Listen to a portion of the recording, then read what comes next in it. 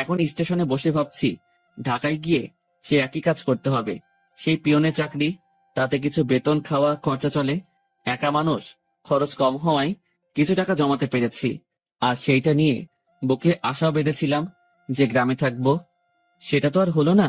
এক বস্তা হতাশা নিয়ে শহরে জীবনে ফিরেছি। আর চাকরির কথা কি বলবো, এইচএসসি সার্টিফিকেট আছে।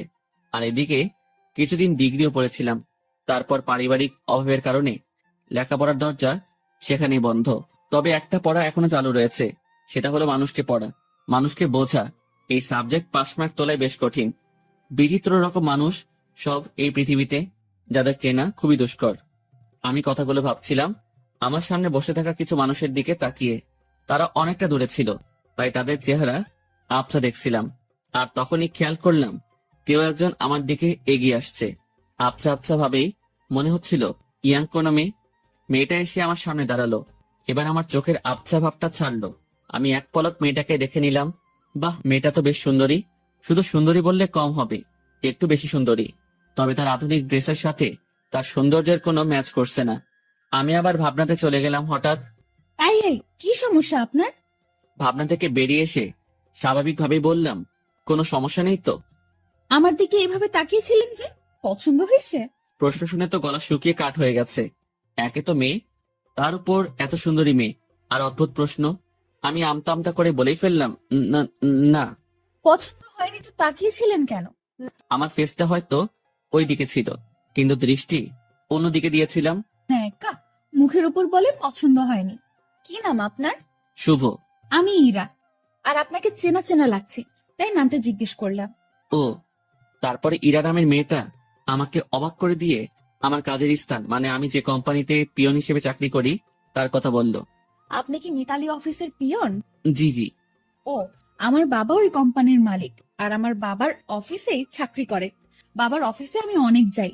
আপনি তো চা কফি এনে দেন। আমি আপনাকে চিনেছি। আপনি আমাকে চিনতে পারেননি কেন? আমি আপনার দিকে তাকাইনি, আর আমি মেয়েদের দিকে কম তাকাই। ওরে সাধু, শোনেন, আপনি তাকান, তবে বেশি ভাবনায় থাকেন। তবে আমাকে কখনো খেয়াল করেননি। জি, এটাও হতে পারে। আমি হিতাহিত জ্ঞান বুদ্ধি হারিয়ে ফেলেছি। তোকে আপনি করে বলছি কেন?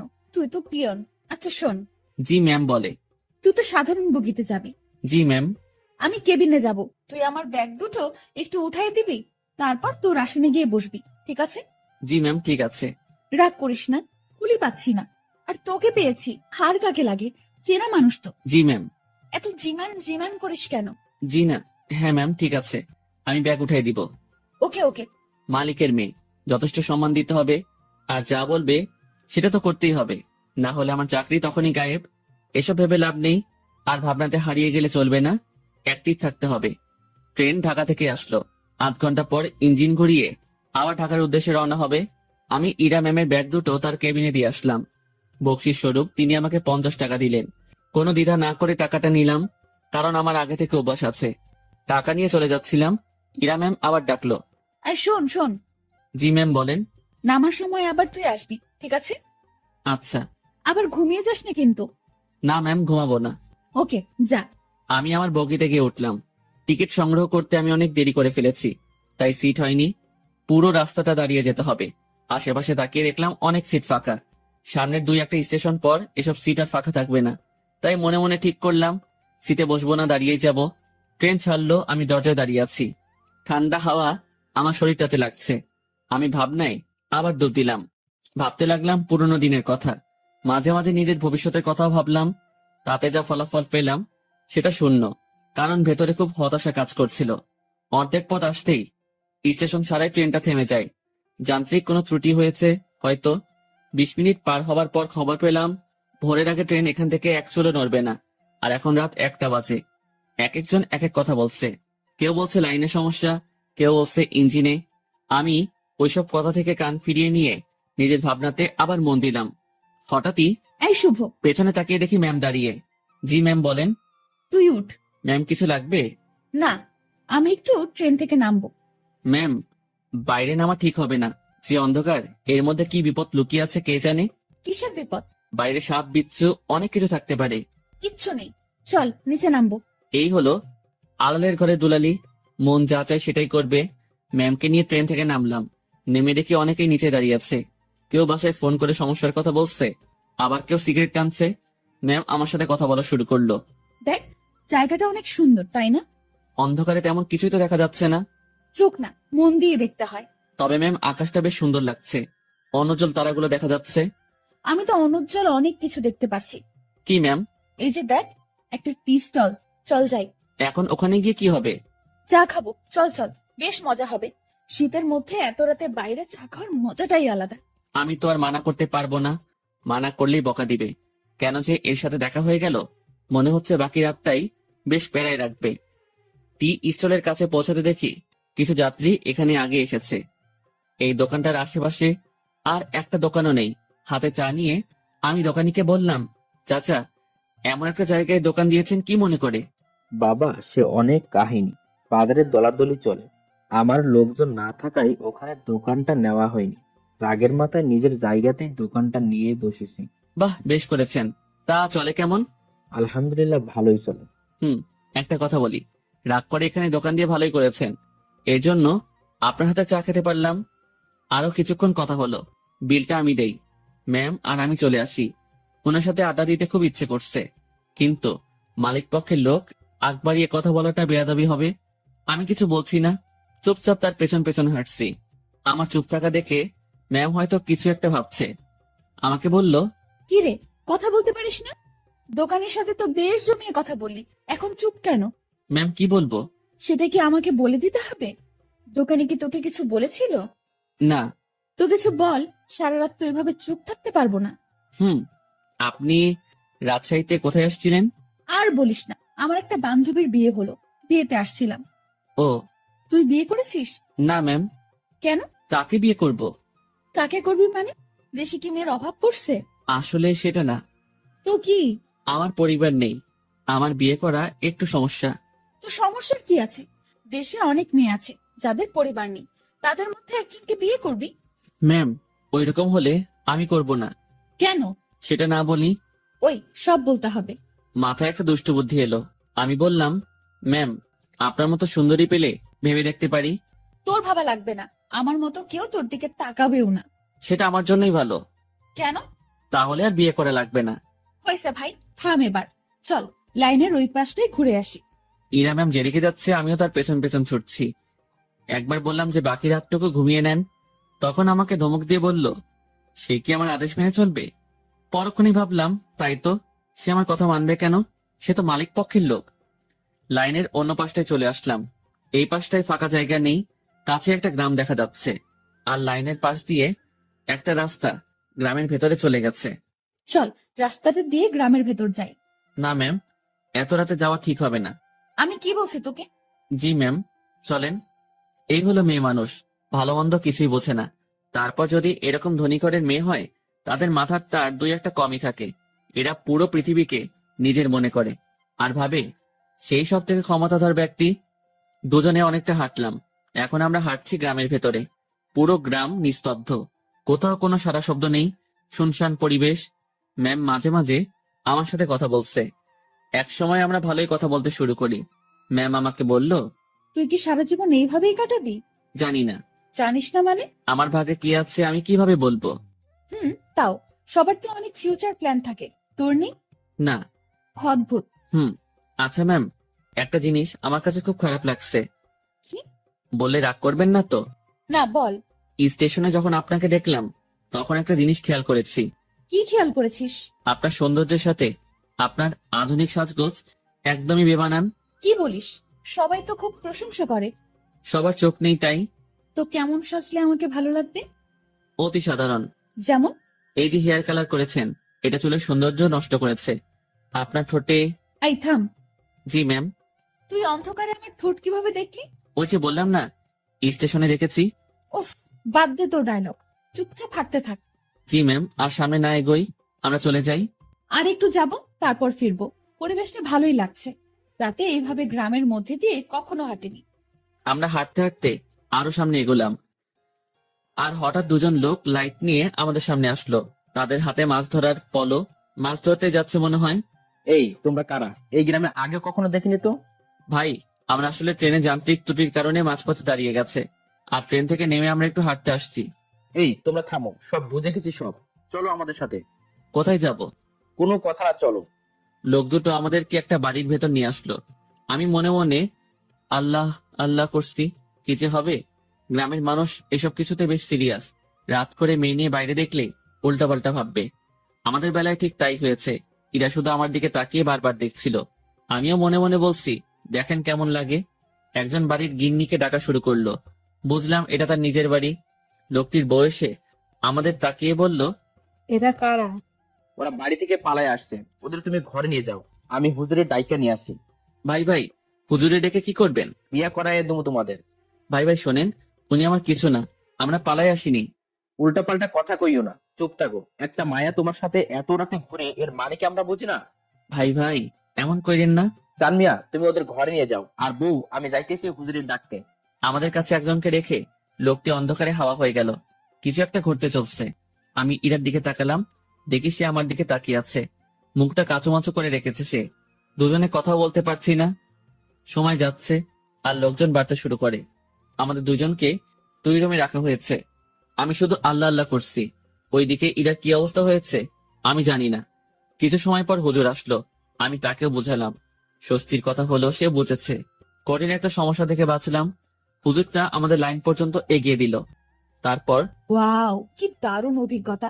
ধুর, চুপ করেন তো, এখনই তো একটা ইয়ে হয়ে যেত। ইয়ে মানে কি এ? আরে বড় বাচ্চা বেঁচে গেছেন।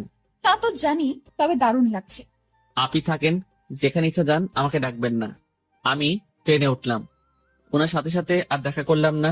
ফজরের আজান হলো, তার কিছুক্ষণ পর আমাদের ট্রেন আবার যাত্রা শুরু করলো। আমি ঠিক আমার আগের জায়গাটায় দাঁড়িয়ে আছি। ইরা ম্যাম আবার আসলো। তুই ভালোই বদমাইশ তো। কি কি করছি আমি? তুই আমার উপর ছাড়ি দিস, আমার উপর রাগ দেখাস। তো কি করব? আপনার মাথায় কি ব্রেইন নামক জিনিসটা আছে?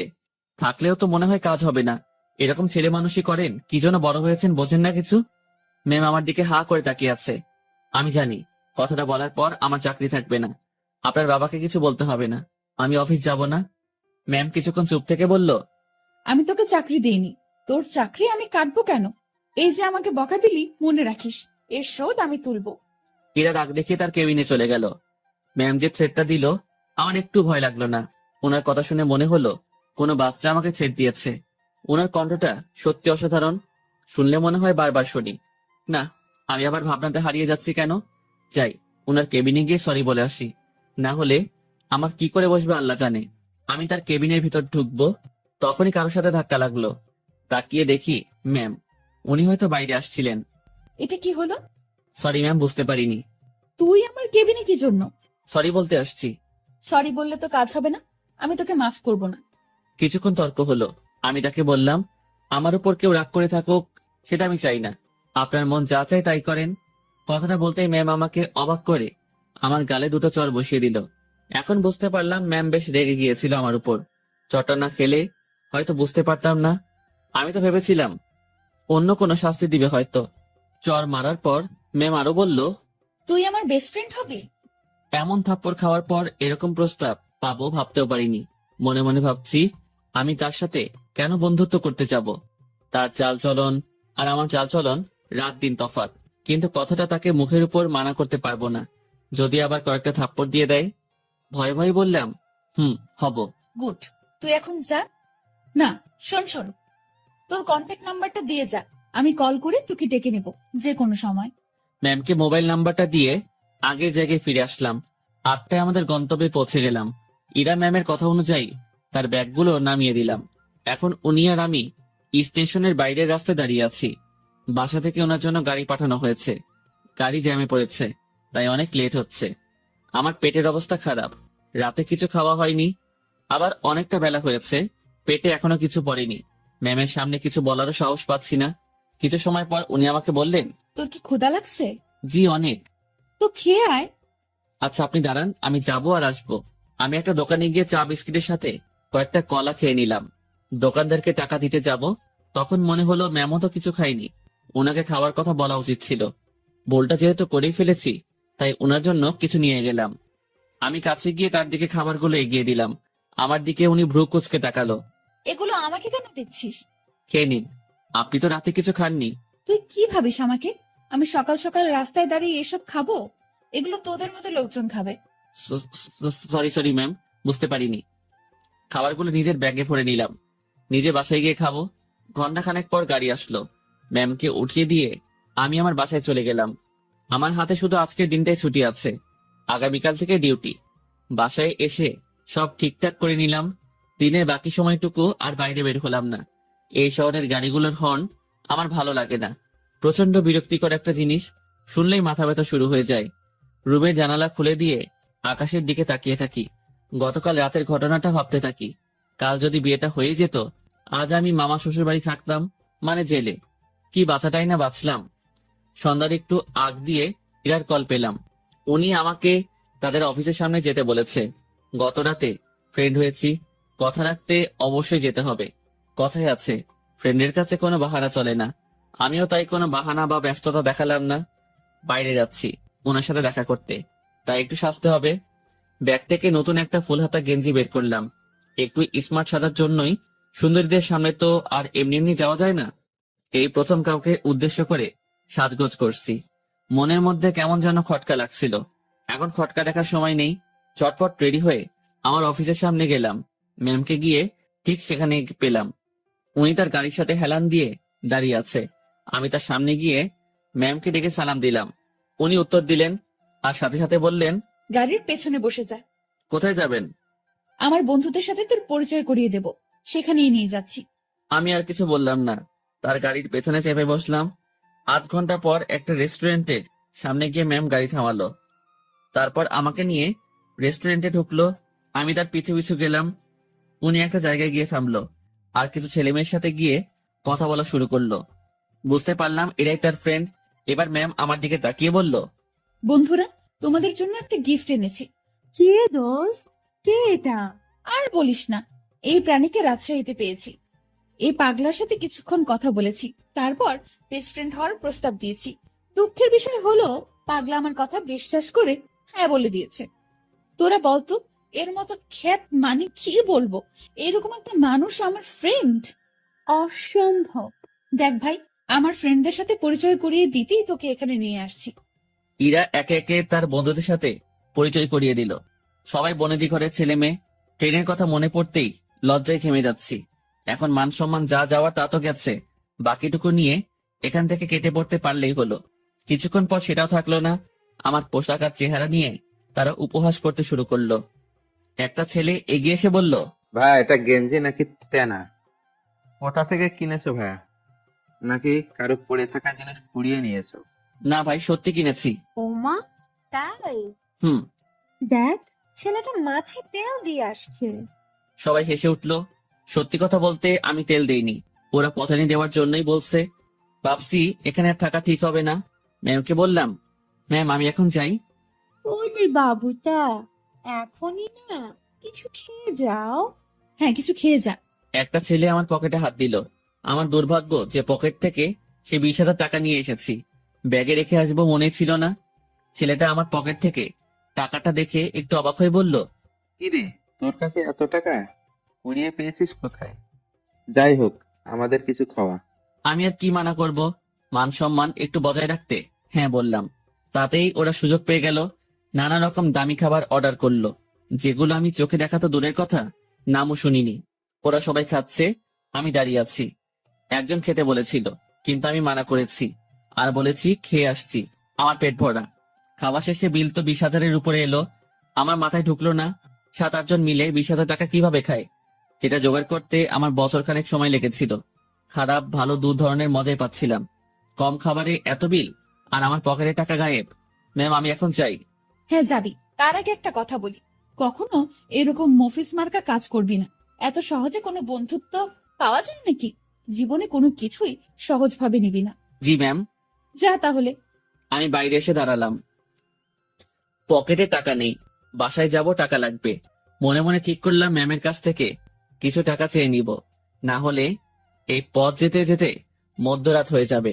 কাল সকালে আবার অফিসে যেতে হবে। অনেকটা সময় পার হওয়ার পর ম্যাম আর তার বন্ধুরা বের হলো। আমি ম্যামকে ডাকায় সে বাকিগুলোকে বিদায় দিয়ে আমার দিকে আসলো। কি হয়েছে, এখনো যাসনি কেন? ম্যাম আমাকে কিছু টাকা পুরোটা বলার আগেই একটা থাপ্পড় বসিয়ে দিল। আমি আবার বললাম, গাড়ির ভাড়া টাকাটা চাইছিলাম, পকেটে কোনো টাকা নেই, যেতে অনেক সময় লাগবে, কাল থেকে আবার অফিস আছে। তোর জন্য কি আমি টাকা নিয়ে দাঁড়িয়ে আছি, ফকিন্নির বাচ্চা? কথাটা সত্যি বুকের মাঝখানে গিয়ে লাগলো। আমি আর কথা বাড়ালাম না, ওনার দিকে একবার তাকিয়েই হাঁটা শুরু করলাম। সেই জায়গা থেকে বাসায় যাওয়ার পুরোটা সময় শুধু রেস্টুরেন্টের ভেতরের অপমানের কথা মনে হয়েছে। আজকাল মানুষগুলো কেমন হয়েছে, আরেকজনের আর্থিক অবস্থা না বুঝে তার টাকা খসানোর জন্য উঠে পড়ে লাগে। টাকাগুলোর জন্য খুব মায়া হচ্ছে। ওদের কাছে হয়তো সামান্য টাকা, কিন্তু আমার কাছে পাহাড় পরিমাণ। মধ্যরাতে বাসায় ফিরলাম, কিছু শুকনা খাবার খেয়ে শুয়ে পড়লাম। শুয়ে আর কিছু ভাবলাম না, ঘুমানোর চেষ্টা করলাম, কারণ কাল অফিস যেতে হবে। পরদিন সকালবেলা উঠতে আর দেরি করলাম না, ফোনে অ্যালার্ম দেওয়াই ছিল। সময় মতো উঠে হাতের কাজগুলো সেরে নিলাম, তারপর খেয়ে অফিসের উদ্দেশ্যে রওনা হলাম। অফিসে যাওয়ার পর যে সমস্যায় পড়লাম সেটা আমি কখনো চিন্তাও করিনি। যেখানে স্যার মানে ইরার বাবা বসে থাকার কথা, সেখানে ইরা বসে আছে। ওই চেয়ারটাতে ইরা বসা মানে আজকের দিনটা পুরো শেষ। আমি রুমে ঢুকে তাকে সালাম করে বেরিয়ে আসলাম। কিছুক্ষণ পর উনি নক করলেন। আমি ভেতরে গিয়ে বললাম, জি ম্যাম বলুন। 4 নম্বর টেবিলে রাশিদ সাহেব অফিসে আসেনি, তুই একটু খোঁজ নিয়ে দেখ। জি ম্যাম। আমি ফোন করে জানলাম উনি রাস্তায় আছেন। আমি ম্যামকে সেটা জানিয়ে দিয়ে বাইরে বসে আছি। সেই মুহূর্তে জেনারেল ম্যানেজার আমাকে ডাকলেন কফি এনে দিতে। আমি কফি নিয়ে তার রুমে গেলাম। কফির কাপটা হাতে নিয়ে দেখলেন এবং ফেলে দিলেন। কি হয়েছে এটা বলার সাথে সাথে উনি আমাকে চড় বসিয়ে দেন আর বলেন, কপের উপর মরা মাছি পড়ে আছে, দেখিস না? সরি স্যার, দেখতে পাইনি। উনি আমার কলার ধরলেন। আমি যদি এটা খেয়ে ফেলতাম, তারপর যদি অসুখ করতো, তুই কি করতিস তখন? স্যার মাফ করে দেন, দেখতে পাইনি। উনি অনেক বাজে বাজে বকা দিচ্ছিলেন। অফিসের মধ্যে একটা শোরগোল বেঁধে গেল। ইরা ম্যাম তার কেবিন থেকে উঠে আসলেন। সবাই মিলে দোষটা আমাকে দিচ্ছিল। এখন ভয় লাগছে যে ম্যাম চটটা মেরে হয়তো বিদায় করে দিবেন। তারপর ম্যাম সবকিছু শুনলেন, আমার থেকেও আর ম্যানেজারের থেকেও। সব শোনার পর যা করলেন দেখে তো আমি হতবাক। পরপর 2টা চড় বসিয়ে দিলেন ম্যানেজারের গালে। আমি কিছু বলার আগেই এখান থেকে বের হবে। আর হ্যাঁ, বাকি সবাইকে বলছি, এটা নিয়ে কোনো কথা হবে না। সমস্যা হয়েছে, সমাধান করেছি।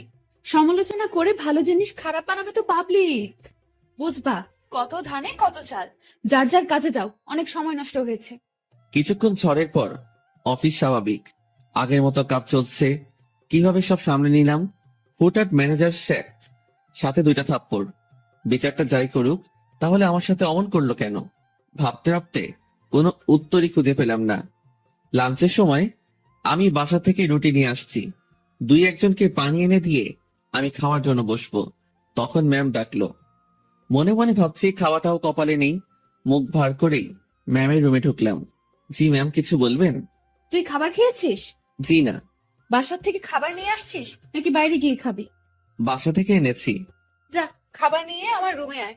ম্যাম বুঝিনি। আরে হারামি, খাবার নিয়ে আমার রুমে আয়। কথাটা শুনেই ভাবছিলাম আমি ঠিক শুনছি তো। ভাবনাতে আর ডুব দিলাম না। দেরি না করে খাবার নিয়ে আবার রুমে ঢুকলাম। ম্যাম তো দেখি দামি দামি খাবার সব টেবিলে সাজাচ্ছেন। আমাকে দেখিয়ে দেখিয়ে বললেন, এসব আমার মায়ের হাতের রান্না। ম্যাম আমি বাইরে গিয়ে খাই, আপনি খাওয়া শুরু করেন, পানি লাগলে বলবেন। এই, তুই কি এজন্য ডেকেছিস? আচ্ছা, তোর খাবারের বাটিটা আমার হাতে দে তো। আমি তেমন কিছু আনিনি, ওই রুটি। আমি দেখবো, দে। ভয়েই বাড়িটা ওনার হাতে দিলাম। লজ্জায় তো মাথা কাটা যাওয়ার অবস্থা। বাসায় কিছু ছিল না, তার উপর টাকাও নেই। রুমে পেঁয়াজ মরিচ ছিল, সেগুলো কেটে তেল আর লবণ দিয়ে মাখিয়ে নিয়ে আসছি। ম্যাম যদি সেটা দেখে তো। কথাটা ভাবতে ভাবতেই বাটির ঢাকনা খুলেই উনি চোখ বড় বড় করে ফেলেন। খাবারটা কিছুক্ষণ তাকিয়ে থেকে দেখে আবার আমার দিকে তাকালেন। কি রে, এগুলো কি? ম্যাম আসলে রুমে কিছু ছিল না, তারপর টাকাও নেই। রুমে আটা ছিল তো, ওইটা দিয়ে আর কি একটা ব্যবস্থা করে নিয়ে আসছি। ম্যাম আমার বাটিটা টেবিলে রাখলেন, তারপর উনি তার চেয়ারে বসে পড়লেন। আমি দাঁড়িয়ে আছি। উনি একবার আমার দিকে তাকাচ্ছেন, আর একবার আমার খাবারের দিকে তাকাচ্ছেন। আমি ওনার সামনে এখন লজ্জাতে ইমিটিমিটি হাসতেছি। উনি কিছু সময় চুপ থাকার পর মুখ খুললেন। এই যে এই খাবারগুলো তোর। ওনার খাবার আমার দিকে এগিয়ে দিলেন। আমি টেবিলের কাছে গিয়ে হাত দিয়ে নিজের বাটিটা নিয়ে বললাম, আমি যেটা এনেছি সেটা না খেলে আমার পেট ভরবে না, আর আপনার খাবার খেলে আমার পেট খারাপ হতে পারে। এত ভালো জিনিস কখনো খাওয়া হয়নি তো, পেট খাবারটা সহ্য করতে নাও পারে। গতকালের রাতটা একটু দেখিয়ে রুম থেকে বেরিয়ে আসলাম। নিজের খাবার খেয়ে আবার কাজে মনোযোগ, কার কি লাগছে, কে কি চাচ্ছে সব দেখাশোনা করছি। দুপুরের পর ম্যাম আমাকে আর ডাকেননি। বুঝতে পারলাম তিনিও কিছুটা বুঝতে পেরেছেন আমার কষ্টটা। রাতে অফিস শেষ করে বাসায় ফিরলাম। পাশের বাসার পরিচিত একজনের কাছ থেকে টাকা ধার নিয়ে মাছ কিনে নিয়ে এসে রান্না বসিয়ে দিলাম। তখন রাত প্রায় 10টার কাছাকাছি। চুলোয় রান্না বসাবে সেই সময় ফোন আসলো। ম্যাম ফোন করেছে, নাম্বারটা সেভ করে রেখেছি। ধরবো কি ধরবো না এমন করতে করতে রিসিভ করে সালাম দিলাম। উনি উত্তর দিয়ে বললেন, কি করিস? এই তো ম্যাম, কিছু না। এখন শোন, জি ম্যাম বলেন। দুপুরে আমার মুখের উপর কথা বলে আমাকে লজ্জা দিয়ে তোর খাবার নিয়ে চলে গেলি, ভয় করলো না? আমি চুপ হয়ে গেলাম। কি বলবো উত্তরে বুঝতে পারছি না। কিরে, কথা বলছিস না কে জন্য? ম্যাম, অফিসের কোনো কথা হলে বলেন। তুই আমার কথা ঘুরিয়ে নিস।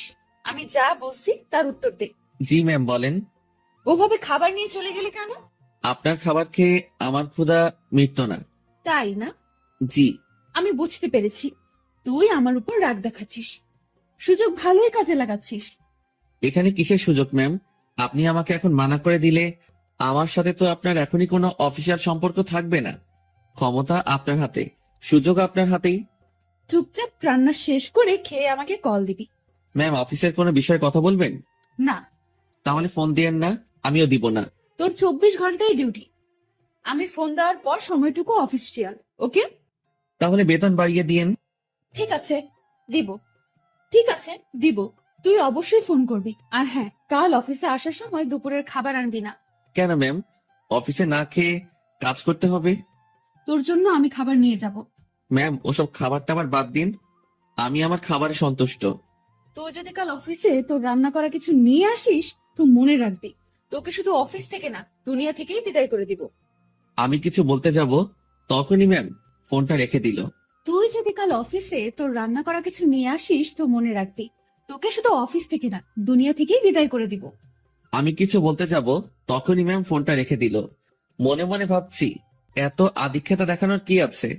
আমি তার অফিসের সামনে একজন পিয়ন, আর এমন ব্যবহার করছে। মনে হয় না, ছি ছি ছি, কি সব কথা ভাবছি আমি। পরদিন সকাল সকাল উঠে আর রান্না করলাম না। সকালে নাস্তাটা বাইরে করেই অফিসে রওনা হলাম। অফিসে গিয়ে দেখি ম্যাম আগে এসেছেন। প্রতিদিনের মতো হাজিরা দিলাম। উনি আমাকে দেখে তেমন কিছু বললেন না। দুপুর পর্যন্ত স্বাভাবিকভাবেই কাজ করলাম। দুপুরের খাবার সময় ম্যাম তার রুমে ডাকে। আমি জানি উনি আমার জন্য খাবার নিয়ে আসছে। খুব লজ্জা লাগছিল। রুমের একপাশে খাবার খাওয়ার জন্য সুন্দর একটা ব্যবস্থা ছিল। ম্যাম আমাকে ওখানটায় বসতে বলে, আর আমার সামনাসামনি উনিও বসে যান। উনি একটা প্লেটে খাবার নিয়ে আমাকে দেয়, আরেকটা উনি নেন। আমি প্লেটে হাত দিতে পারছিলাম না, খুব ভয় কাজ করছিল। এত বড় একজন মানুষের সামনে খাবার খাওয়া চারটেখানি কথা না, তার উপর সামনে এত সুন্দরী মেয়ে বসা। ম্যাম আমার দিকে খেয়াল করে বলল, তুই হাত দিয়ে খাবি না খাওয়াই দিব? জি না ম্যাম। একটা কথা, কি? আমি খাবার বাইরে নিয়ে গিয়ে খাই? এখানে খাইতে তোর সমস্যা কোথায়? ম্যাম, সত্যি বলতে ভয় করছে। কি ভয়? আরে ভয় কি জন্য পাচ্ছিস? আপনার সামনে এভাবে খাওয়া। তো কি হয়েছে, খা। ম্যাম, বাইরে যাই? শুভ, আমি এক কথা 100 বার বলতে পারবো না। আমি আর কথা বাড়ালাম না, ভয়ে ভয়ে খাওয়া শেষ করলাম। ম্যাম ছোট বাচ্চাদের মতো খাচ্ছিলেন, দেখতে বেশ মজাই লাগছিল। ম্যাম খাওয়ার দৃশ্যটা দেখতে গিয়ে তার চোখে চোখ পড়ে যায়। আমার বুকটা তখন ভয়ে ধুপ করে উঠেছিল। ইশারায় বলেছিলেন, কি হয়েছে? আমি মাথা নাড়িয়ে মানা করে বলি, কিছু না। খাওয়া শেষে, তুই বাসায় যা, তোর ছুটি। জি ম্যাম। কেন? আমি দিয়েছি তাই। বাসায় তো কোনো কাজ নেই আমার। এত কথা বলতে তোকে কে বলেছে? যা, সোজা বাসায় যাবি, কোথাও যেন দেরি না হয়। আমার ছুটিতে বাকি সবাই একটু অবাক হলো। আমি জানি না ম্যাম, আমার কাজগুলো কাকে দিয়ে করিয়ে নেবেন। উনি যেভাবে কাজ করেন, যে কেউ দেখলে অবাক হবে। আমি বাসায় এসে বিছানায় আরাম করছি। মাথার উপর ফ্যানটার দিকে তাকিয়ে অন্য একটা ভাবনায় ছিলাম। নির্দিষ্ট কোনো ভাবনা না, একদমই এলোমেলো। বাংলায় এই ভাবনাকে কি বলে বা কিভাবে ব্যাখ্যা করে আমি জানি না। এই জিনিসটা ভাবতে ভাবতে আমার চোখটা বন্ধ হয়ে আসে। জানি না কতটা সময় ঘুমিয়েছি। হঠাৎ আমার কানে কোনো একটা শব্দে বেজে ওঠে। চোখ খুলে বুঝতে পারি ফোনটা বাজছে। ফোন হাতে নিয়ে আবছা চোখে দেখি ম্যাম কল করেছে। ফোনটা রিসিভ করলাম। কই তুই? কই আবার, আপনি তো ছুটি দিয়েছেন, বাসায় আসছি। তুই কি ঘুমাচ্ছিস? হ্যাঁ। আমি কি তোকে ঘুমানোর জন্য ছুটি দিয়েছি? তাহলে? বাসায় যেতে বলেছি শুধু। জি ম্যাম, আমি তো আপনার কথায় সোজা বাসায় আসছি। আর বাসায় কাজ নেই, তাই একটু। তুই চুপ কর। শোন, জি বলেন। আমাদের অফিস থেকে দক্ষিণ থেকে যে লেকটা আছে তুই চিনিস? জি ম্যাম। তুই আয়, আমি তোর জন্য অপেক্ষা করছি। কেন ম্যাম? তোকে আসতে বলছি না আমি? জি ম্যাম, এই তো আসছি আমি। এবার বুঝলাম আমাকে ছুটি দেওয়ার কারণটা কি ছিল। আমার কাছে এটাও একটা ডিউটি। কিচ্ছু করার নেই, যেতেই হবে। যেমন ছিলাম তেমনই বেরিয়ে গেলাম। গতদিনের মতো আর সেজেগুজে বের হলাম না। যদি আবার অপমান করে। পকেটে টাকা আছে, তবুও হেঁটে যাচ্ছি। এই মাসের বেতন পেতে অনেক দেরি, তাই এমনি টাকা খরচ করা চলবে না। আমি ম্যামের কথা মতো সেই লেকের পাড়ে পৌঁছে যাই। এর মধ্যে ম্যাম আমাকে দুবার কল করেছিল, শুধু জেনেছিল আমি কই আছি। লেকের পাড়ে যেতেই দেখলাম অনেকেই বসে আড্ডা দিচ্ছে, অনেক বাচ্চারও আসছে। আমি ম্যামকে খুঁজছিলাম। আমাকে দেখে ম্যামই আমাকে ডাকে। আমি ওনার দিকে এগিয়ে যাই। উনি ঘাসের উপর বসা ছিলেন। একটু দূর থেকে মনে হচ্ছিল কোনো কারণে মনটা খারাপ। আমি তার পিছে গিয়ে দাঁড়ালাম। বস এখানে। আমি বসার পর, জি ম্যাম বলেন। আমি বুঝলাম না, 10 মিনিটের রাস্তা 1 ঘন্টা লাগে কিভাবে? আসলে ম্যাম কি বলবো, হেঁটে আসছি। তুই হেঁটে আসছিস কি জন্য? টাকা নাই? আছে, তবে খুবই অল্প। খরচ করলে বড়সড় বিপদে পড়তে হবে। আপনার মন খারাপ দেখছি। ম্যাম কিছু হয়েছে কি? তোর জন্য। ম্যাম আমি কি করেছি? অনেক লেট করছিস। জি সরি। উঠে দাঁড়িয়ে কান ধরে থাক। ম্যাম এটা। আমি উঠতে বলেছি। আমি উঠতে যাব তখনই ম্যাম আমাকে বসতে বলে। টাকা আছে তো, তাই না? হ্যাঁ আছে। চল আইসক্রিম খাবো। আমার টাকা দিয়ে? তো কখনো কোনো মেয়েকে বিল দিতে দেখেছিস তুই? না। তো আমার কাছে চাইবি না। চল আইসক্রিম খাবো। ম্যাম ম্যাম শোনেন, একটু মনটা নরম করেন। টাকাগুলো গেলে খুব সমস্যায় পড়বো। সেটা তো আমি জানি না। তুই আমার বেস্ট ফ্রেন্ড। বেস্ট ফ্রেন্ডের জন্য সবাই জান দিয়ে দেয়, আর আমি তো তোর কাছে টাকা চাইছি। জান তো না, আর সময় হলে জানটাও দিয়ে দিবি। অসহায়ের মতো দাঁড়িয়ে আছি। এখন আমার পকেটের 12টা বাজবে। ম্যাম আর আমি আইসক্রিম খেলাম। আমাদের মধ্যে কোনো কথা হচ্ছিল না। দুজন শুধু হাঁটছিলাম, আর মাঝে মাঝে দরকার হলে উনি নিজে থেকে কথা বলছিলেন। লেকের পাড় থেকে বের হয়ে রাস্তায় আসলাম। উনি গাড়ি নিয়ে আসছেন, দেখে মনে হচ্ছে চলে যাবেন। ম্যাম তাহলে আপনি যান, আমি চলে যাই। এই কই যাস তুই? বাসায়। না, গাড়িতে ওঠ। কোথায় যাবেন? Long drive. না ম্যাম আপনি যান, আমি বাসায় যাই। ব্রেকআপ, যা বাসায় যা, বাসায় গিয়া মর। ম্যাম রাগ করে গাড়িতে হেলান দিয়ে দাঁড়ালো। এরকম অবস্থায় তো রেখে যাওয়া যায় না। আমি তার দিকে একটু এগিয়ে গেলাম, আর উনি যে একটা শব্দ বলেছেন সেটার মানে জানার জন্য তাকে প্রশ্ন করব। যদিও আমি জানি, তবুও প্রশ্ন করব, যাতে ওনার রাগটা ভেঙে আমার প্রশ্নের উত্তর দিতে মনোযোগী হয়। ম্যাম ব্রেকআপ কি? তুই জানিস না? ন্যাকামো করিস? সত্যি জানি না। তোর আমার যে বন্ধুত্ব আছে সেটা কাটাকাটি, এটার মানে ব্রেকআপ। ওহ ম্যাম, আপনার মধ্যে তো এরকম কিছু নেই। শুভ, আমি তোকে বলছি না তুই আমার বেস্ট ফ্রেন্ড? আপনি তো বলেছেন যে এটা মিথ্যা ছিল। গাড়িতে ওঠ, সব বলছি। কথা বাড়ালাম না। গাড়ির পেছনে দরজা খুলতে যাব, তখনই। ওই হাদারাম, কি করিস? বসবো না। সামনে। পেছনে কেন? সামনে। হ্যাঁ রে গাধা, ওঠ। গাড়িতে উঠলাম। ম্যাম ড্রাইভিং সিটে আর আমি তার পাশে। সন্ধ্যা হয়ে আসছে। ম্যাম এবার আমার সাথে বেশ ফ্রি ভাবে কথা বলা শুরু করলো। আমি কিন্তু কুমিল্লা যাচ্ছি। এত দূর কেন? আরে লং ড্রাইভ তো, আর রাগ ভাঙাতে সময় লাগবে। কিসের রাগ? তুই আমার উপর রেগে আছিস, আমি জানি। আমি আপনার উপর কি জন্য রাগ করব?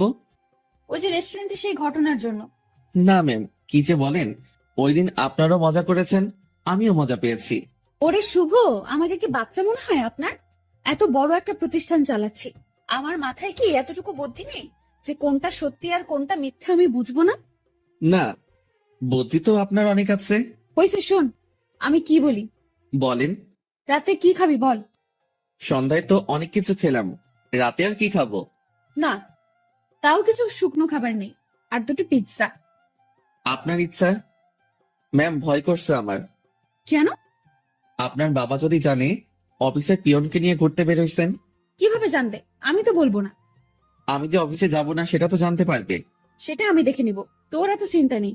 এখন বল আমাকে মাফ করেছিস কিনা। আপনি তো দোষ করেননি। তোকে যে কি করব আমি, দেখ। আর রাগ করে থাকিস না, ভুল করে ফেলেছি। আমি রাগ করিনি তো। আমি তোর চোখে মুখে রাগ দেখতেছি।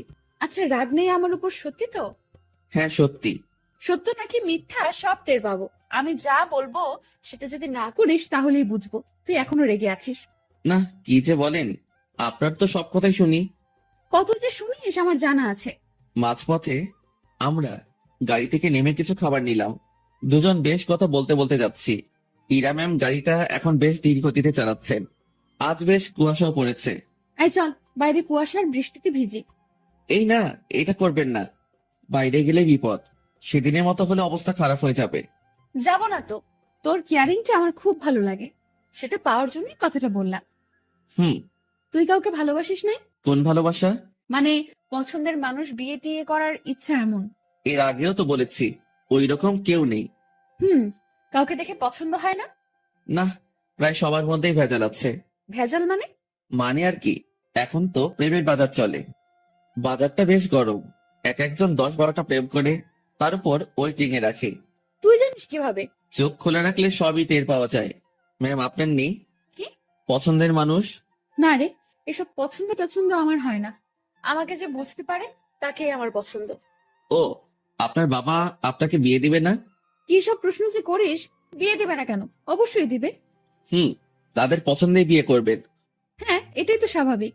হঠাৎ করে এই মাঝ রাস্তায় জ্যাম পড়ে যায়। কুয়াশা বেশি হওয়ায় সব গাড়ি চলাচল বন্ধ করে দেওয়া হয়েছে। ম্যাম গাড়ির হেডলাইটটা অফ করলো। তারপর কোথা থেকে যেন একটা চাদর বের করলো। আপনি কি এখন ঘুমাবেন? না, শীত করতেছে প্রচুর, গায়ের উপর দিয়ে রাখি। হুম। আমি বাইরে তাকালাম, কুয়াশায় কিচ্ছু দেখা যাচ্ছে না। তবুও তাকিয়ে আছি ম্যামের দিকে। তো আর তাকিয়ে থাকা যায় না। তার দিকে তাকালে চোখ ফেরানো যায় না, সেই জন্য তাকানোটাই বিপদ। কি রে, তুই এরকম চুপচাপ থাকবি? আমি আসলে তাকিয়ে থাকতে চাইনি। ভাবনার কথা বাস্তবে ভুলে বলে ফেললাম। কি? তাকিয়ে থাকতে চাস মানে? না ম্যাম, মানে ওই যে আমার খুব শীত করতেছে, কথা থেকে বাঁচার জন্য বললাম। আগে বলবি না? আয় চাদরের মধ্যে। মনে মনে ভাবছি আরেক বিপদ।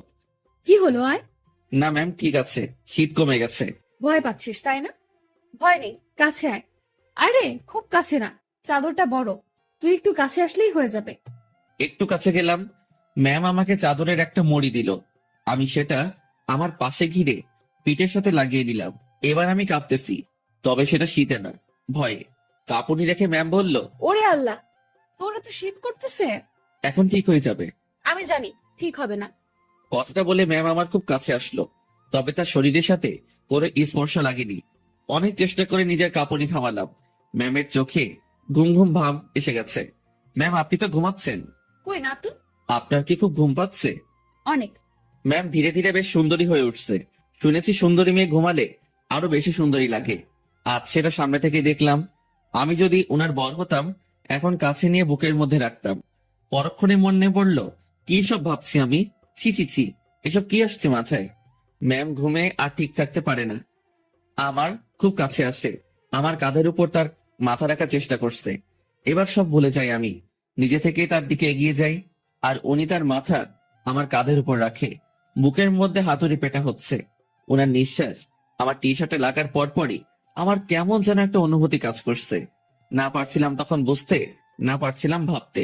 কিছুক্ষণ ঘুমানোর পর ম্যাম জাগ না পায়। আমি জেগেই আছি, একটুর জন্য চোখ বন্ধ করিনি। ম্যাম উঠে দেখলো সে আমার কাঁধে মাথা রেখে শুয়ে আছে। ঘাটটা দ্রুত উঠিয়ে দিয়ে বলল, সরি, আমি ঘুমের মধ্যে। ম্যাম আমি আপনার কাছে গিয়েছি, দেখছিলাম আপনি ঝিমুনি দিয়ে বারবার পড়ে যাচ্ছিলেন। হুম। ম্যাম লজ্জা পেয়েছে, লজ্জা মাখা মুখ নিয়ে বলল, রাত অনেক হয়েছে, এখন যা এনেছি সব খেয়ে নেই। জি ম্যাম, আপনার ইচ্ছে। তুই সব আমার উপর নির্ভর করিস কি জন্য? নিজে কিছু বলতে পারিস না? জি ম্যাম, এখনই খাবো। এই, সেটা আমার বলার পর।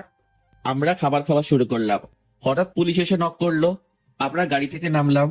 ইরা পুলিশের সাথে কথা বলছিল। আপনারা কোথায় যাচ্ছেন? কুমিল্লা 14 গ্রাম। উনি আপনার কে হন? বর। উনি দূরে দাঁড়িয়ে আছেন কেন? ভয় পাচ্ছে নাকি? এই, তুমি এখানে আসো।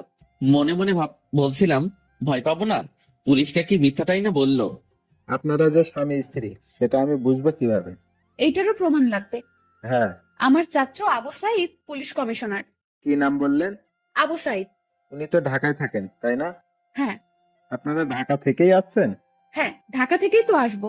সাইদকে আমি চিনি, উনি আমার বন্ধু। দাঁড়াও, আমি এখনই ফোন করছি। তুমি আগে বললা না। সরি মামুনি। ইরা তো পড়লো মহা বিপদে। তার চাচাকে যদি বলে দেয় বরকে নিয়ে ঘুরতে যাচ্ছে, তাহলে তো ইরা শেষ। এখন সে এই পুলিশকে না করতেও পারবো না। এদিকে তার চাচা ফোনটা রিসিভ করেছে। দুজন বন্ধু একে অপরের খোঁজ নেওয়ার পর পুলিশটা ইরার কথা বলল। ইরার চাচা বড় সড়ো এক ধাক্কা খেলো। পুলিশ আমাদের বিদায় জানালো। আমরা গাড়িতে গিয়ে বসলাম। ইরা তো ভয় শেষ। একটু পরেই ইরার ফোনটা বেজে উঠলো। তার চাচা কল করেছে। ইরা ফোনটা রিসিভ করলো। তুমি কোথায় আছো, কিভাবে আছো, কার সাথে আছো আমি জানতে চাচ্ছি না। যার সাথে থাকো না কেন তাকে কাল আমাদের বাসায় নিয়ে আসো, ঠিক আছে? জি চাচু। ওকে। ইরার চাচা ফোন রেখে দেয়। ইরা আমাকে বলতে শুরু করলো, এখন কি হবে? আপনারই তো দোষ, আপনি মিথ্যা বলতে গেলেন কেন? সত্যি বললে যদি সমস্যা করতো তাই। আর আমি আগে থেকেই ভেবে রেখেছি কত সমস্যা হলে এগুলো বলবো। কিন্তু এই হারামি পুলিশটা যে চাচার বন্ধু কে জানতো? আচ্ছা, টেনশন করেন না, বাসায় গিয়ে সত্যি কথাটা বলে দিবেন, হয়ে যাবে। ভয়টা আমাকে নিয়ে না, তোকে নিয়ে। কেন? জানি না কি হবে।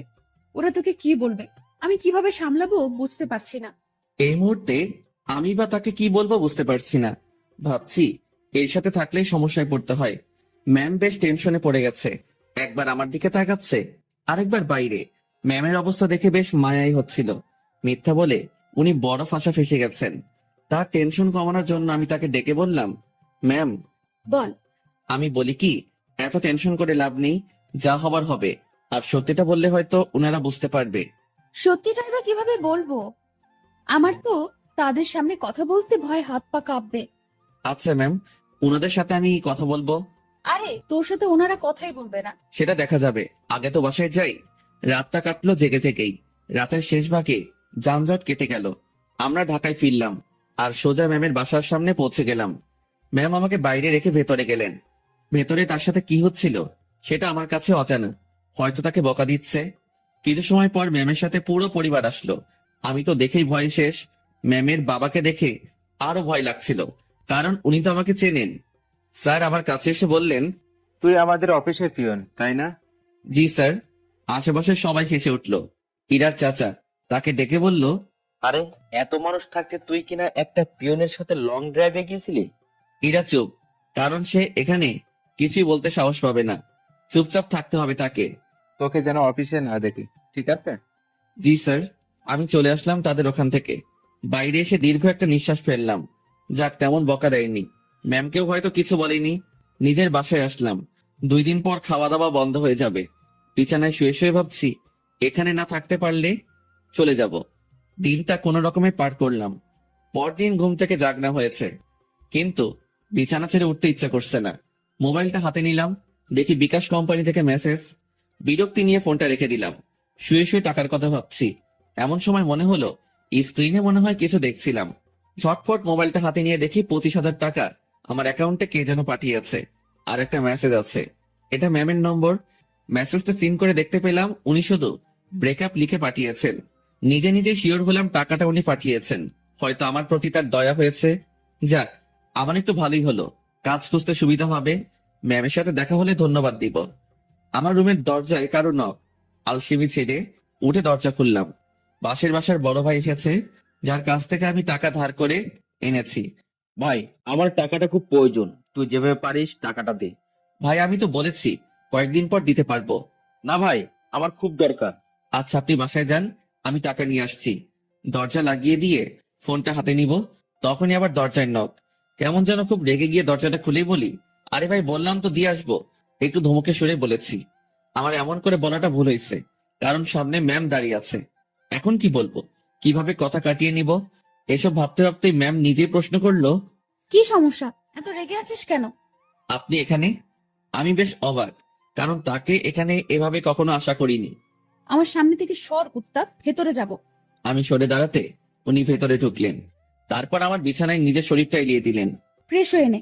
আজকে আবার কোথাও যাবেন নাকি? আরে না, তুই যা, ফ্রেশ হয়ে নে, কথা আছে। আচ্ছা, আমি বাইরে থেকে আসছি একটু। ওকে। আমি বাইরে এসে টাকা উঠে বড় ভাইকে থামিয়ে আসি। উনি যদি আবার আসতেন, আমার রুমে মেয়ে দেখে হয়তো ভিন্ন কিছু ভাবতো। রুমে এসে দেখি ম্যাম ঘুমিয়ে গেছে। আমি ফ্রেশ হয়ে নিলাম। কাজ শেষে ওনার দিকে তাকিয়ে ভাবছি, এই মেয়েটার যে কি হয়েছে। উনি চোখ খুলে বললেন, খাওয়া হয়েছে? না। টাকা না পাঠিয়ে দিলাম, এখনো খাসনি কেন? উঠতে তো হবে। যা, বাইরে থেকে খাবার নিয়ে আয়, একসাথে খাবো। ম্যাম, আপনি এই পরিবেশে খেতে পারবেন না। তুই পারলে আমিও পারবো। কথা বাড়িয়ে লাভ নেই, এই মেয়ে আমার কথা শুনবে না। বাইরে গিয়ে টাকা উঠিয়ে ভাইকে দিলাম, আর ম্যামের কথা মতো খাবার নিয়ে আসলাম। খাবারটাও সকাল সকাল বিরিয়ানি। কি নিব ভেবে না পেয়ে এটা নিয়ে ফিরলাম। এসে দেখি ম্যাম আবার বিছানা উঠাচ্ছে।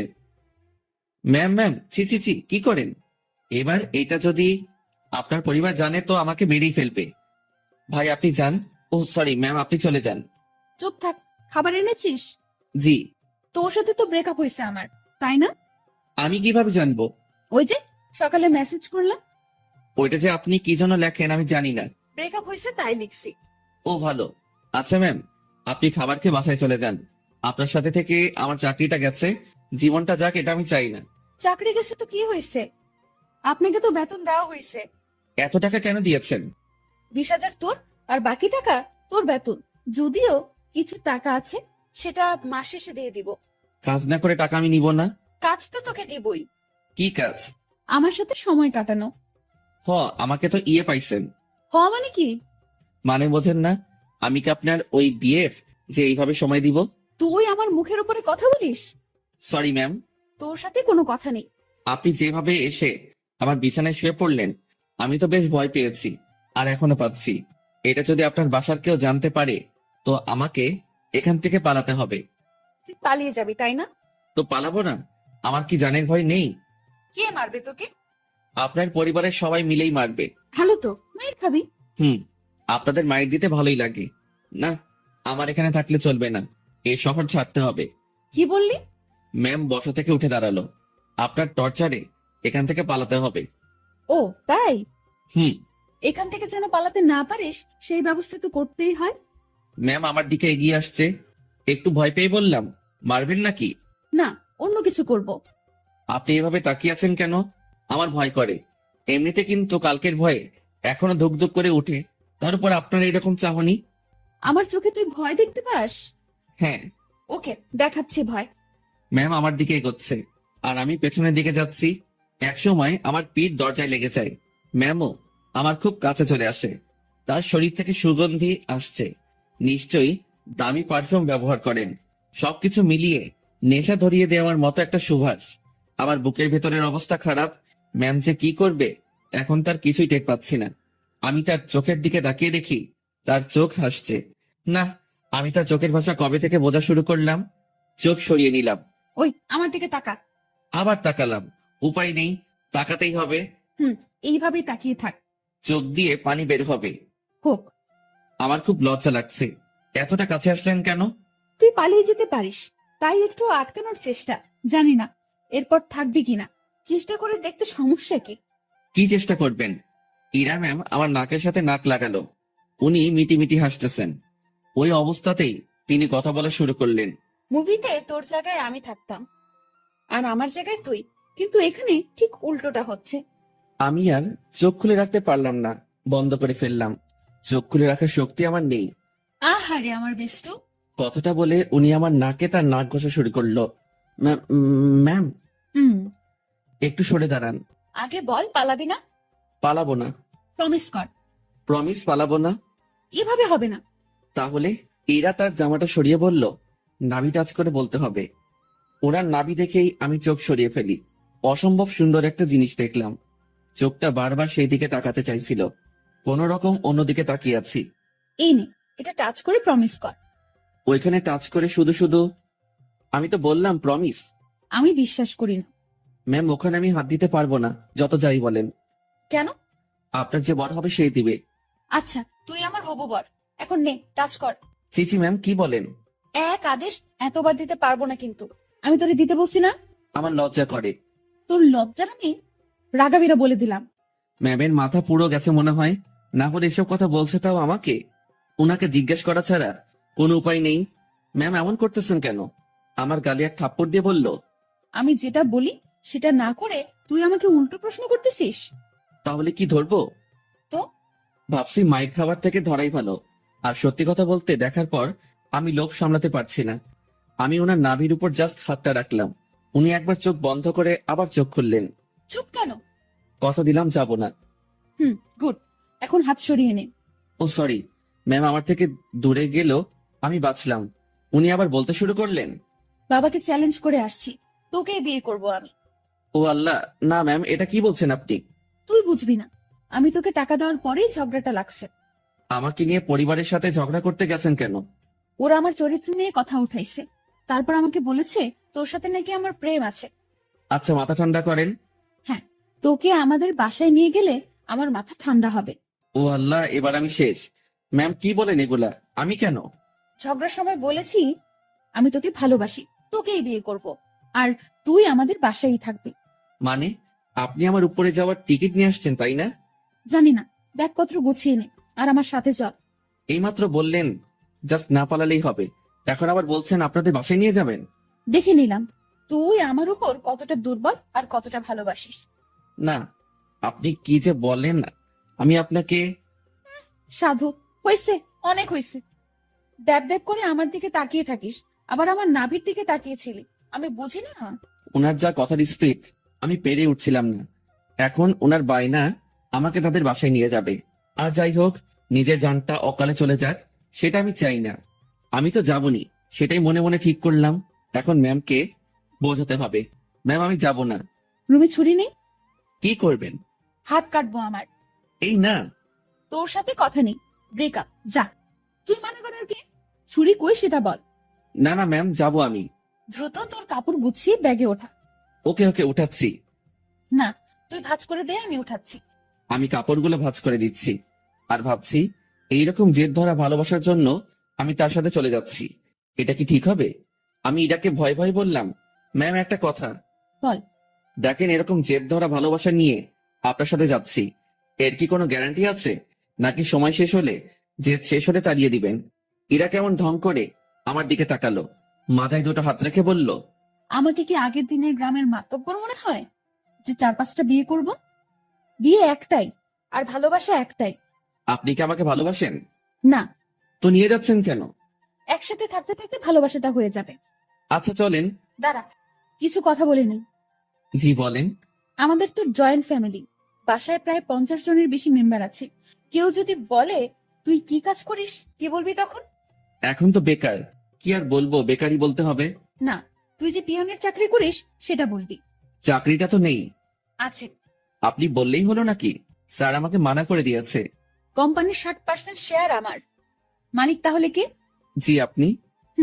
আজ বাসায় আমার সাথে থেকে কাল সকালে দুজন একসাথে অফিসে যাব, ঠিক আছে? জি ম্যাম, ঠিক আছে। যানটা হাতে নিয়ে ওনার সাথে রওনা দিলাম। ম্যাম কখন কি করে বোঝা বড় দায়। তার মাথায় যে কি করে আল্লাহ জানে, আর উনিই জানেন। ওনার বাসার দিকে যতই অগ্রসর হচ্ছি, ততই বুকের ধুকপুকুনিটা বাড়ছে। ম্যামের বাবাকে অফিসে দেখেই যে ভয় পেয়েছি, এখন তার সামনে থাকতে হবে, তাও আবার তার মেয়ের হবু জামাই হয়ে। ভাবতেই সারা শরীরে লোমগুলো দাঁড়িয়ে যাচ্ছে। ওনার বাসায় পৌঁছে গেলাম। গাড়ি যেখানে পার্ক করলো, সেখানেই আরো অনেকগুলো গাড়ি। বাসাটা দেখে মনে হয় না এত লোক এখানে থাকে। এই, তুই আমার পিছু পিছু থাকবি, ওকে?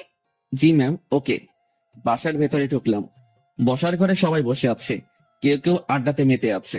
আমাদেরকে দেখে সবার কাজ করা বন্ধ হয়ে গেল। আমি মাথা নিচের দিকে দিয়ে আছি, কারো দিকে তাকানোর সাহস নেই। এই ম্যামের জন্য আমি এই পরিস্থিতিতে পড়েছি। আমি ম্যামের কথা কেন শুনতেছি? আমি কি ওনাকে মনের অজান্তে ভালোবেসে ফেলেছি? না, ভাবনা ঢুকলে চলবে না। এখন অ্যাক্টিভ থাকতে হবে। ম্যাম যেটা বলবে সেটাই করতে হবে। ধীরে ধীরে বাসার সবাই চলে আসলো। ওনার বাবা মা তো প্রথম থেকেই এখানে ছিলেন। এই যে আমি আমার বরকে এনেছি, আজ থেকে ও এখানেই থাকবে। কেউ যদি আমাকে বাসা থেকে বের করে দেওয়ার কথা ভাবো, তো আমার সম্পত্তি বুঝিয়ে দিয়ে তারপর বের করে দিও। তুই আমার মেয়ে। দেখো, ওর জেদ খুব। তুমি কিছু বলো না, ও ঠিক হয়ে যাবে। আর এই ছেলে তোর আমি। আমার দিকে তাকিয়ে কথা বলছে। আমি তো ভয়ে শেষ। ইরা, মা, তুই ওকে নিয়ে উপরে যা। ম্যাম আমাকে নিয়ে তার রুমে আসলো। অমায়িক সব সাজগোজ, রুমটা এত সুন্দর যে যেদিকে তাকাচ্ছি অবাক হচ্ছি। আমি তো রুম দেখাতে ব্যস্ত। ম্যাম তখন আমাকে বললেন, তুই বিছানায় উঠে থাক, আমি আসছি। ম্যাম কই যান আপনি? নিচে। আমার ভয় করে কেউ এসে আমাকে মেরে ফেলবে। আরে পাগলা, কে মারবে? আপনার ওই পুলিশ চাচা। উনি বাসায় নেই, আর আমি নিচে যাব আর আসবো। আচ্ছা।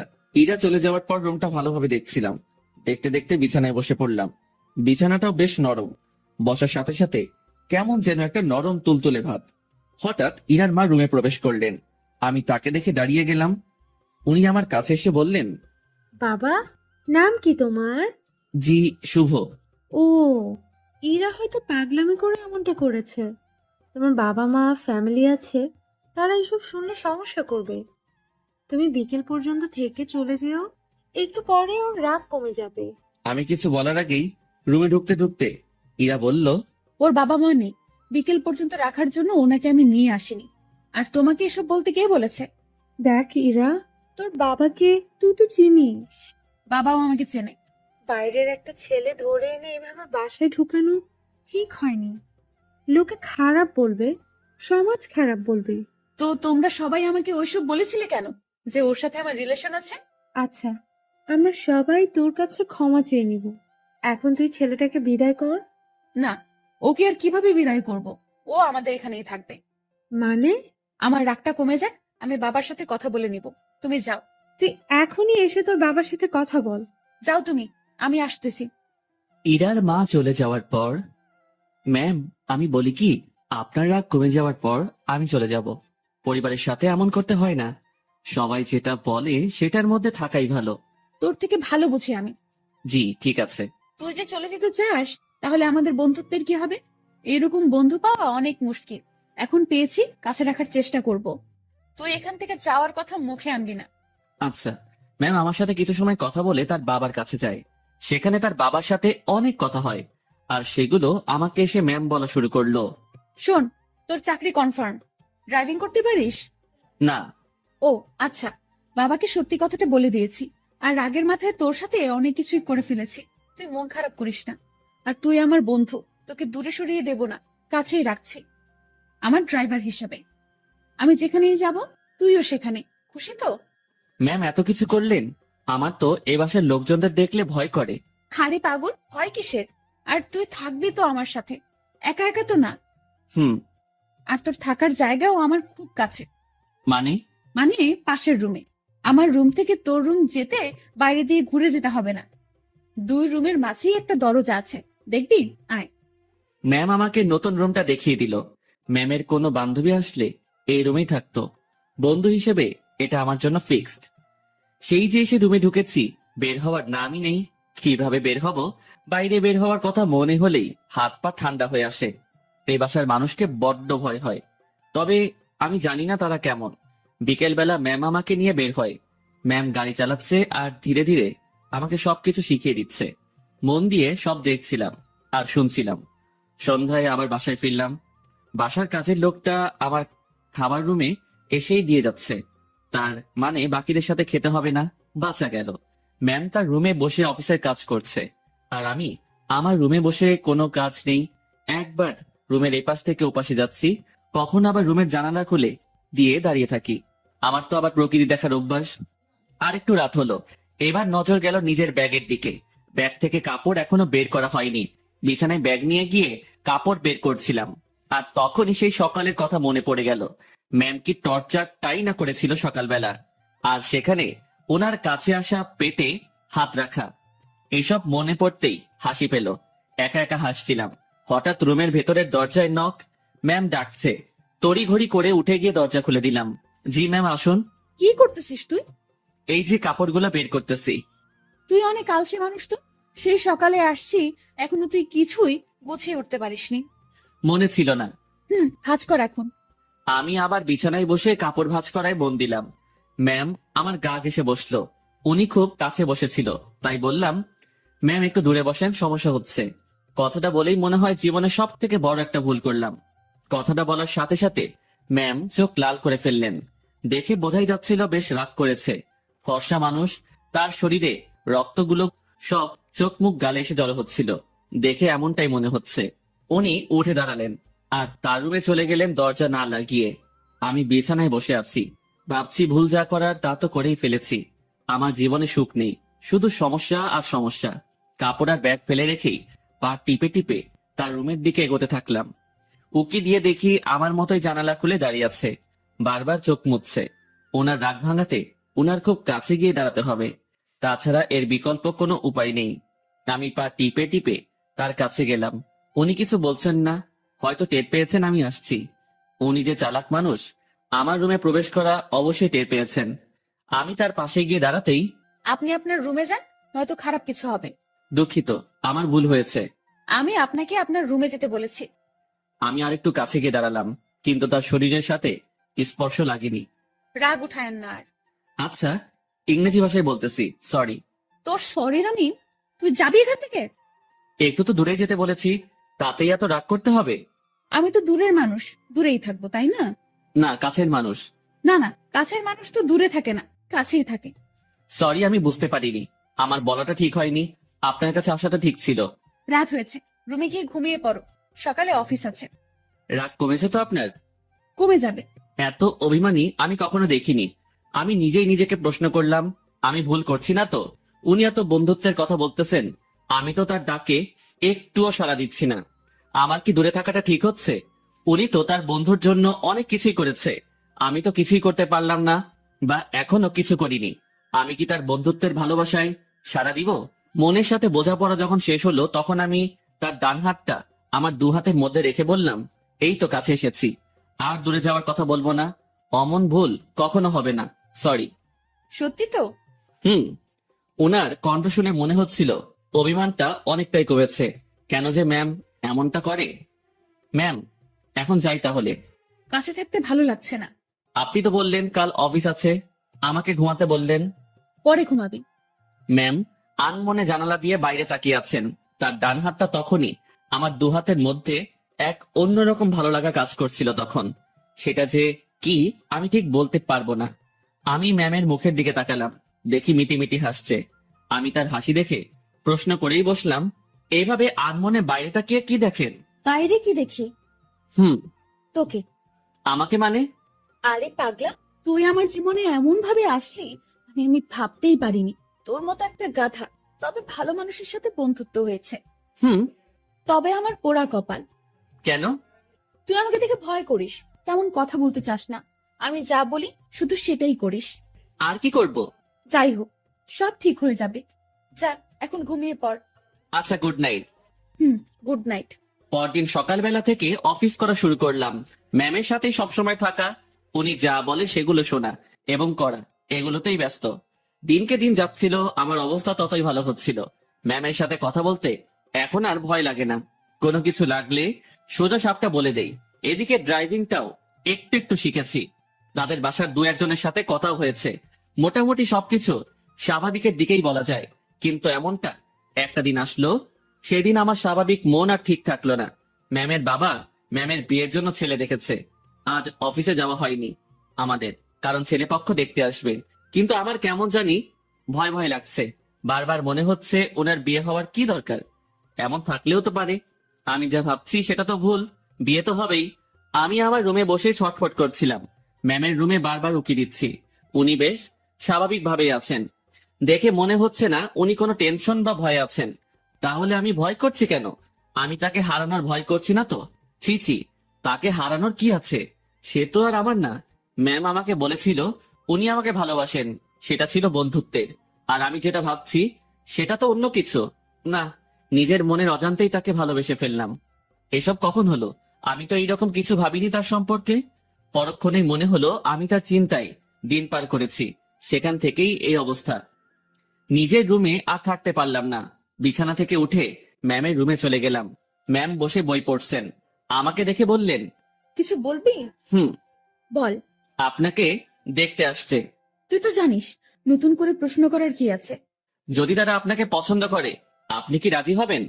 ছেলে যদি ভালো হয়, পরিবার যদি ভালো হয়, তাহলে মানা করব কেন? তাই ঠিক। এটাই বলতে আসছিলি? না হুম।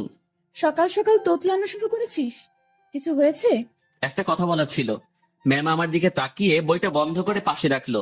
তারপর আমাকে তার সামনাসামনি বসতে বলল। তোকে দেখে মনে হচ্ছে আমাকে কিছু বলতে চাচ্ছিস, কিন্তু ভয় করতেছিস। হ্যাঁ, ওই রকমই। ভয় নেই, বল। কিছু বলবেন না তো? আরে আমি তোর বন্ধু না, তোকে কি বলবো পাগল? ভয় নেই, বল। আপনি আপনার বাবাকে বলে বিয়েটা ক্যান্সেল করে দেন। ওই বিয়ে তো ঠিকই হয়নি, এখনই কিভাবে ক্যান্সেল করে দিব? আর কেন ক্যান্সেল করব? আরে আপনি চলে গেলে আমি কিভাবে থাকবো? ওই কিভাবে থাকবি মানে? তুইও থাকবি বাসার বাকি যারা যেভাবে আছে সেভাবে। আমাকে ছাড়া আপনি কি থাকতে পারবেন? ম্যাম আমার দিকে এক দৃষ্টিতে তাকিয়ে আছে। আমার কথা শুনে হয়তো সে অবাক হয়েছে। এই বাসায় বিয়ে করেন? মানে তোর মাথা গেছে নাকি? I love you. মুখ ফসকে হোক আর যেভাবেই হোক কথাটা বলে ফেললাম। মনে মনে ভাবছিলাম বাংলায় বলবো, কিন্তু মুখ থেকে ইংরেজিতেই বেরিয়ে গেল। আমার কথা শুনে ম্যাম মিটি মিটি হাসতেছেন। তুই যা বললি ভেবে বলেছিস? না, কেন? ভাবার কি আছে? আমার যেটা নিয়ে ভয় হয়েছে সেটার জন্য বলেছি এটা। কি নিয়ে ভয় হয়েছে? আপনার চলে যাওয়া। আমি চলে গেলে তো কি হয়েছে? তুই একটা বিয়ে করবি, তার সাথে থাকবি, সে তোর কেয়ার করবে। আপনাকে লাগবে। বাচ্চাদের মতো আবদার করতেছিস কেন? জানি না। এক অন্যরকম শুভকে দেখছি, যে কখনো এভাবে আমার কাছ থেকে কিছু চায়নি। আচ্ছা কি লাগবে, কি জন্য লাগবে, সবকিছু বুঝিয়ে বল। আমি কিছু বোঝাতে পারবো না। আপনাকে লাগবে, আর আপনাকে ভালোবাসার জন্য লাগবে। আমার এমন কথা শুনে ম্যাম লজ্জায় তো শেষ, অন্যদিকে তাকিয়ে হাসতেছে। হাসি থামিয়ে বলল, তো এখন আমাকে কি করতে হবে? আপনি বোঝেন না? যতই বুঝি, কিন্তু আপনাকে বলতে হবে। কি করতে হবে বলেন। একবার তো বললামই যে ভালোবাসি, আর আমার কাছে থাকতে হবে। যদি বলি ভালোবাসি না? আমি চুপ করে রইলাম। এই এই কথার উত্তর দে। আমি কিভাবে আটকাবো? চলে যাবেন, আমিও চলে যাব। কোথায় যাবি? জানি না। ও, তো বলেন, ভালোবাসার বীজ কবে বপন করেছিলেন, আর সেটা থেকে চারা গাছ হলো কিভাবে? ইরা নামের একটা পাখি আমার জমিতে এসে তার মুখ থেকে ভালোবাসার বীজটা ফেলে দিয়ে চলে যায়, আর সেই বীজটাই। পুরোটা বলার আগেই ম্যাম হাসতে হাসতে শেষ। উনার হাসি দেখে আমার রাগ হচ্ছিল। আমি ওনাকে কিছু বোঝাতে যাচ্ছি, আর উনি হেসে উড়িয়ে দিচ্ছেন। উনি হাসি থামিয়ে বললেন, আজ সকালটা অন্যরকম ভাবে শুরু হলো, এমন হাসির কথা কখনো শুনিনি। উনার কথা শুনে বেশ লজ্জা পেলাম। হয়তো মনের কথাটা বলা ঠিক হয়নি। আমি তার সামনে থেকে উঠলাম আর নিজের রুমে যাওয়ার জন্য পা বাড়ালাম। ম্যাম ডেকে বললেন, কই যাস? ঘুম পাচ্ছে, ঘুমাবো। ঘুম নাকি রাগ? না ঘুম। হুম, রাগ। না ম্যাম, ঘুমই পাচ্ছে। আমার জানা আছে, তুই এখানে এসে বস। কথা না শুনলে বকা দিবে। বাধ্য হয়ে আবার তার সামনাসামনি বসলাম। আমার আর তোর মাঝে সম্পর্কটা কিসের? বন্ধুত্বের। তো আমি কি বন্ধুর কথা শুনে হাসতেও পারবো না? পারবেন। আর হাসলেন তো? কথার মাঝে এমন রাগ সুর ভাসতেছে। না, রাগ করিনি। আচ্ছা ভেবে দেখ তো, তুই যে আমাকে ভালোবাসার কথা বললি, সেটা নিয়ে আমি কি কোনো উপহাস করেছি? তোর কথা শুনে হাসি পাচ্ছিল, তাই একটু হাসলাম। আর আমাকে যেটা বললি সেটার উত্তর না নিয়ে কই যাস? হ্যাঁ, আমি ভুলে বলে ফেলেছি, সরি। লাত্তি খাবি কুত্তা। ভালোবাসি বল। আপনি হাসবেন তাই বলবো না। আমার ভালোবাসার দাম আছে। ওরে বাবা, একটু হাসছি তাই কত রাগ? তো শুনি, আপনার ভালোবাসার দাম কত? সেটা আপনার না জানলেও হবে। আপনি বই পড়েন। আমি গেলাম। আমি চলে যাচ্ছিলাম, উনি আমার হাত ধরে ফেললেন। কেমন কান্না কান্না কণ্ঠে বললেন, ওই পাগল, আমি তোমার ভালোবাসা নিয়ে উপহাস করিনি তো। আপনি যে হাসলেন। না পাগল। ইরা আমাকে জড়িয়ে ধরে কান্না শুরু করলো, আর অভিমানী কণ্ঠে বলল, প্রত্যেকটা গল্পে আমি তোমাকে প্রপোজ করি, তুমি কি করো? তুমি চুপ থাকো, তোমার জন্য ওয়েট করতে হয় আমার। এই গল্পেও তুমি অনেকটা লেট করেছো। আমার কি অপেক্ষা করে থাকতে কষ্ট হয় না? তুমি আমার জন্য কিছুই করো না, আর করতেও হবে না। শুধু ভালোবাসলেই চলবে। আর হ্যাঁ, রাগ দেখাও কেন আমাকে? রাগ শুধু তোমারই আছে, আমার নেই। আর কখনো যদি তোমার কথায় রাগের সুর পাই, তো তখনই ব্রেকআপ। উনি যা বললেন তাতে মুখের কথা কেড়ে নেওয়ার মতো। আচ্ছা, আমি বাবাকে তোর কথা একবার সিরিয়াসলি বলবো। না। কেন? উনি যদি মানা করে, আর আপনাকে যদি সরিয়ে বা আমাকে যদি। বন্ধুত্বের উপর বিশ্বাস রাখ। ইরা আমাকে ছেড়ে দিল, সেও বেশ চিন্তিত, সাথে আমিও। আমি ওই পরিস্থিতির সময় শুধু তার কথাই ভাবছিলাম, অন্য কোনো কিছুই মাথায় আসছিল না। দুপুরে ইরাকে দেখতে আসলো, দেখে চলে গেল। হয়তো তারা পছন্দ করেছে। পছন্দ না করে উপায় নেই। রুমে বসে হতাশ হওয়া ছাড়া আমার কোনো উপায় ছিল না। ইরা সেই যে বেরিয়ে গেছে, আর রুমে আসার নাম নেই। আমিও বাইরে যাওয়ার সাহস পাচ্ছি না। দুপুরে শুধু বাড়ির কাজের মেয়েটা খাবার দিয়ে চলে যায়। আমার এমন অবস্থা মনে হচ্ছে কোনো কারাগারে আছি। বাইরে বেরোনোর কোনো পথ নেই। সন্ধ্যায় ইরা রুমে আসলো। উনি আসতে না আসতেই আমিও তার রুমে গেলাম। আর গিয়ে যা শুনলাম সেটা আমি কখনোই ভাবিনি। উনি বলতে শুরু করলেন, বাবার ছোটবেলার বন্ধুর সাথে আমার বিয়ে ঠিক করেছে। ওনারা আমাকে দেখে পছন্দ করেছে। আজ ওনাদের যে হাসি মুখ দেখলাম সেটা আমি ভাঙতে পারবো না। কথাটা শুনে বুকের ভেতরটা কেমন যেন আটকে গেল। মনে হলো বুকে পাথরের ভর করছে। শুনেছি বুক ভার হলে চোখে পানি চলে আসে। আমি কোন রকম চোখের পানি সামলিয়ে বললাম, সমস্যা নেই, আপনি যেটা করেন। তুই আমার উপর রাগ করলি তাই না? আরে না, আপনার সিদ্ধান্তে আমি খুব খুশি। পরিবারের কথা চিন্তা করেই সব করতে হয়। তোমার কথায় কান্নার আওয়াজ পাচ্ছি। আরে না, কি যে বলেন, কান্না করবো কেন? আমি রাজি হওয়াতে আমার বাবা যে খুশি হয়েছে সেটা আমি তার চোখ মুখ দেখেই বুঝেছি। আচ্ছা আপনি করেন, আপনি রেস্ট নেন, আমি আমার রুমে যাই। ইরা কিছু বলল না, চুপ করে বসে থাকলো। হয়তো আমার কথাও সে ভাবছে। আমি রুমে এসে আর কি করব? ছেলেদের তো আওয়াজ করে কান্না করতে নেই, লোকে খারাপ বলবে। রুমের মধ্যে কিছুক্ষণ থাকলাম, ভালো লাগলো না। বাসার ছাদের দিকে রওনা দিলাম। আমি কখনো যাইনি এ বাসার ছাদে, এই প্রথম যাচ্ছি। ছাদে পৌঁছে এক করে চুপটি করে দাঁড়িয়ে আছি। ভাবছি ম্যামের কাছ থেকে বিদায় নিয়ে চলে যাব, কারণ এ কষ্ট সহ্য করার মতো না। আমি সহ্য করতে পারছি না। হঠাৎ ছাদে কারো উপস্থিতি টের পেলাম। একটা লোক আমার দিকে এগিয়ে আসছে। কাছে আসতেই তার ফেস দেখে বুঝলাম এটা ইরার কাকা। এই শীতে এত রাতে ছাদে কি করিস? না মানে এমনি বাতাস খেতে আসছিলাম একটু। কি, এই শীতে বাতাস? রুমে বসে ভালো লাগছিল না, তাই আর কি। বেশ চালাক তুই। ভাবছি কি চালাকি করলাম। আমার কথা সোজা উত্তর দিবি। জি স্যার। ইরাকে ভালোবাসিস? কি বলবো বা কি বলা উচিত? সত্যিটা কি বলবো? আবার আমার কোনো বিপদ আসবে না তো? সত্যিটাই বলবো, যা হবার হবে। ভালোবাসি। এই জন্যই তোকে চালাক বলছি। তো কতদিন হলো তোদের রিলেশনের? কয়েক ঘন্টা। মানে? আজ সকালে উনাকে ভালোবাসার কথা বলেছি। তো সে কি বলছে? প্রথমে হ্যাঁ বলেছিল। তারপর?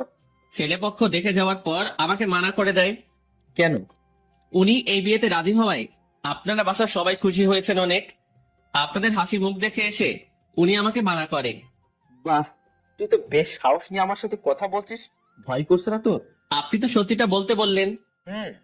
তো তুই এখন কি করবি? চলে যেতে হবে এখান থেকে।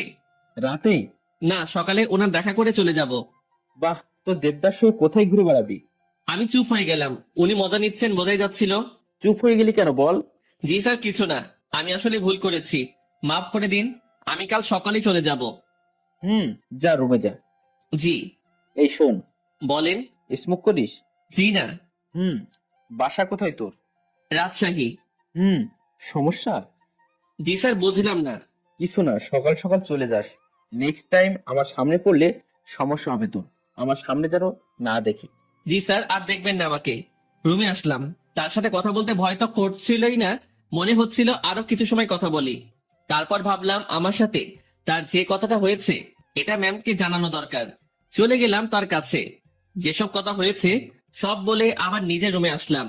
কিছু সময় পর মনে হলো আসল কথাটা মানে আমি যে কাল চলে যাব এটা বলাই হয়নি।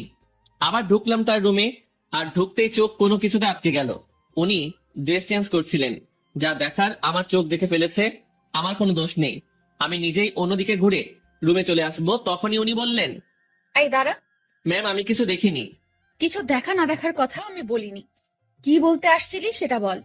আমি কাল সকালে চলে যাচ্ছি। আরে, অন্যদিকে ঘুরে আছিস কেন? আমার শরীরে পোশাক আছে, এখন এইদিকে তাকা। ঘুরে তার দিকে তাকালাম, এখন সব ঠিকঠাক আছে। কি যেন বলতেছিলি? এত জায়গা থাকতে রুমে ড্রেস চেঞ্জ করতে হবে কেন? এইটা বলতে আসছিলি? না। তুই বলবি নাকি মায়ের শুরু করব? বলছি আমি কাল সকালে চলে যাচ্ছি। কোথায়? আমার গ্রামের বাড়ি। কেন? আমি এখানে থাকতে পারছি না, দম বন্ধ হয়ে আসছে। এতদিন তো দম বন্ধ হয়নি, আজ হচ্ছে কেন? দেখেন, ভালোবাসার মানুষটি চোখের সামনে থেকে এভাবে হারিয়ে যাবে, আমি এটা দেখতে পারবো না। তুই যদি যাস ব্রেকআপ করে তারপর চলে যাবি। ঠিক আছে, ব্রেকআপ। যা বলার বলে এসে কম্বল মুড়ি দিয়ে শুয়ে পড়লাম। ওনার কথা ভাবতে ভাবতে চোখের পাতাটা বন্ধ হয়ে গেল। রাত তখন কত হয়েছে আমি জানি না। আমার কম্বলের নিচে কাউকে অনুভব করলাম। কেউ একজন এখানে এসে শুয়ে আছে। নিজের ঘুম ভাঙাতে চোখ খুললাম। কম্বলটা মাথার উপর থেকে সরিয়ে দেখি ইরা আমার পাশে শুয়ে আছে। আমি উঠে বসাতে ফ্যাল করে আমার দিকে তাকিয়ে আছে। উনাকে দেখে অবাক হয়ে যাই আমি। কয়েকদিন পরে যার বিয়ে, সে আমার রুমে আমার সাথে একই বিছানায় এসে শুয়ে আছে। এর মতলবটা কি? যেমন ছিলি তেমন করে শুয়ে থাক। আপনি এখানে কি করেন? দেখছিস না শুয়ে আছি? আপনার রুমে যান। এখানে কি? এটাও আমার রুম। এভাবে এত কাছে আসা ঠিক না। কোনটা ঠিক তোকে বলতে বলছি আমি? যেমনটা ঘুমিয়েছিলি তেমনটাই ঘুমিয়ে থাক। শোনেন, আপনি আমাকে কিছু বলতে দিল না। উনি উঠে আমার মুখ চেপে ধরলো, তারপর শুয়ে দিয়ে উনি আমার পেটের উপর বসে কম্বলটা আমার মাথার পেছনে গুঁজে দিল। তারপর তার ফোনের লাইট অন করে সাইডে রাখলো। ম্যাম তার পা দুটো ভাঁজ করে ভালোভাবে আমার পেটের উপর বসলো। তারপর তার হাত দুটো গালে রাখলো। বাইরে থেকে এই অবস্থা দেখে মনে হবে একটা ত্রিভুজের মতো। ভেতরে আলো থাকায় ছোট্ট একটা 3 কোণা ঘরের মতোই লাগছিল। তারপর তোর সাহস কি করে হয় আমার সাথে ব্রেকআপ করার? আমি চুপ। শুভ, উত্তর দে, না হলে তোর খবর আছে। আপনার যাতে ভালো হয় সেই জন্যই করেছি। তুই ব্রেকআপ করার কে? করলে আমি করব। আমি করতে পারি না। তুই কেন করবি? ভালো তো আমি বাসি, ব্রেকআপ আমি করব। আর আমি কি ভালোবাসি না? আমার থেকে কম। সো তোর ব্রেকআপের কোনো দাম নাই। আচ্ছা, আপনি পেটের উপর থেকে নামেন, ব্যথা করতেছে। করলে করুক, আমি কি করব? আপনি যা করছেন সেটা ঠিক না। কি করতেছি আমি? এই যে এইভাবে বসে আছেন, আবার তোকে জ্ঞান দিতে বলেছি আমি। জি না। এরপর ইরা তার হাত দিয়ে আমার ঠোঁট স্পর্শ করা শুরু করলো। নাকে চোখে হাত বুলিয়ে দিল। আমি যে বসে আছি তাতে কি তোর বেশি কষ্ট হচ্ছে? না, কিন্তু এইরকম ভাবে হাত দিচ্ছেন এটা ভালো লাগছে না। I love you. নতুন বরকে বইলেন। কথাটা বলার সাথে সাথে গালে চর বসিয়ে দিল। আই লাভ ইউ টু বল, নয়তো আরো মারবো। টুট টুট টুট। কিসের টু টু? পুরোটা বল। ভালোবাসি আমিও। ওয়াও, খুব বলেছেন। চলো এখন রোম্যান্স করি। ম্যাম ওয়েট, কিসের রোম্যান্স? আমি তো আপনার বর না, এগুলো ঠিক হবে না। আপনি আপনার রুমে যান। আহারে, আমি তো রোম্যান্স করবই, সে বিয়ে হোক আর না হোক। ম্যাম, কি? ছেড়ে দেন না। ওলে, খুব ভয় লাগছে তোমার? ইরা বসা থেকে এবার আমার পুরো শরীরের উপর শুয়ে পড়লো। ভয়ে বুকের মধ্যে দুরুম দারুম শব্দ হচ্ছে। ইরা এবার আমার বুকের উপর হাত রেখে তাতে তার থুতনি রাখলো আর বোকা বোকা গলায় বলল, ভয় নেই। এই যে তোমার কাঁধ থেকে মাথা পর্যন্ত আজ আমি এইটুকুতে আমি যা ইচ্ছা করব। ওনাকে আর থামাতে পারলাম না। ভেতরে ফোনের লাইট নিভিয়ে দিয়ে আমার ঘাড়ে আর গলায় তার ঠোঁটের স্পর্শ দেওয়া শুরু করলো। তার খোলা চুলগুলো আমার দিকে হেলেছিল, আর উনি তো তার কাজ করে যাচ্ছেন। কিছু সময় পর, আমি তোমার বুকে এখন ঘুমাবো, সকালে আমাকে ডেকে দিও। আমি কিছু করতে পারি না। তুমি আবার করবা?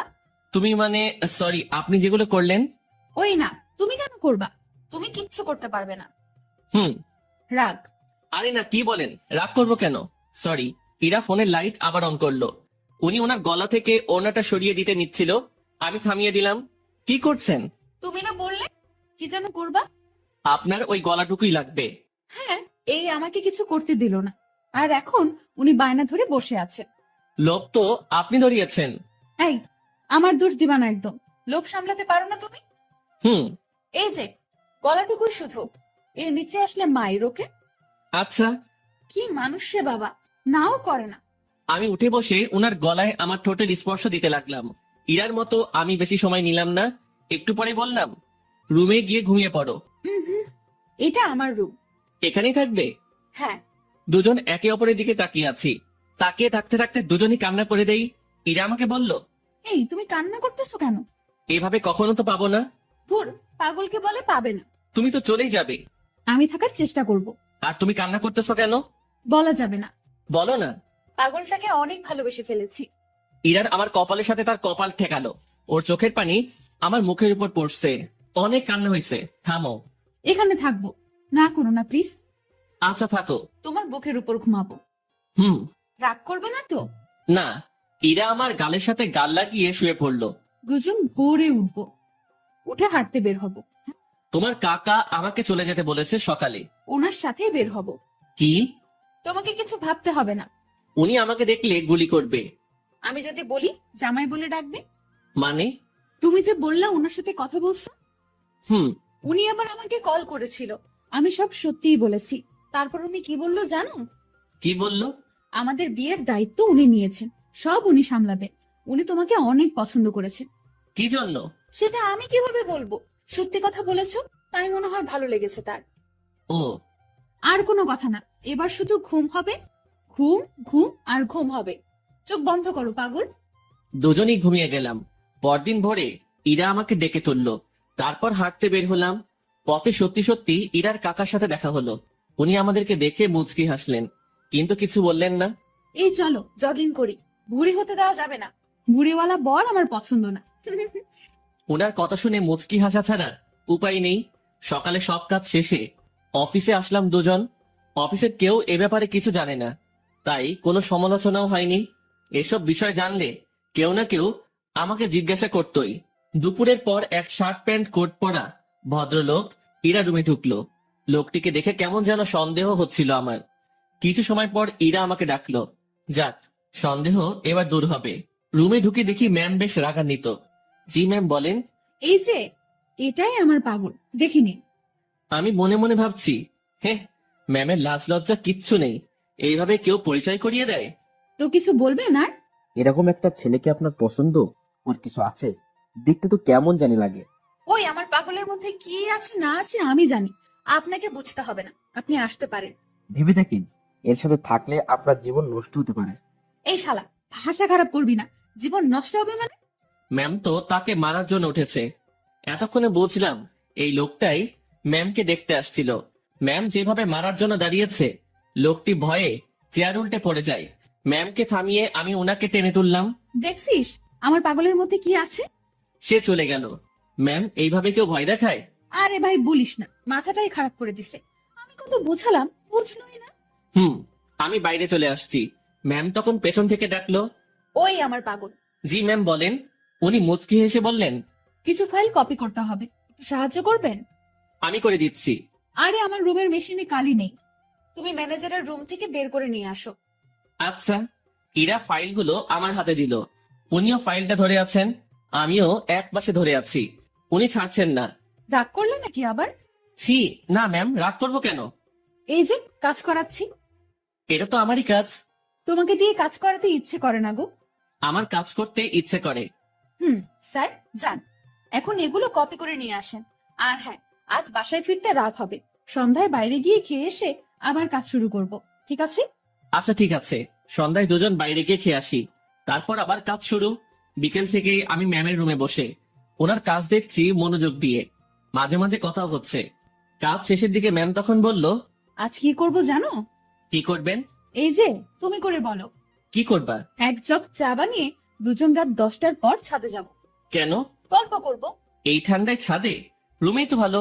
আরে না, ছাদে আগুনের ব্যবস্থা করব, তুমি আমি পাশাপাশি বসে চা পান করব আর গল্প করব। আর স্যার, মানে আপনার বাবা যদি দেখে? ও পাগল রে পাগল, কাকা তো বাবাকে সব বলে দিয়েছে।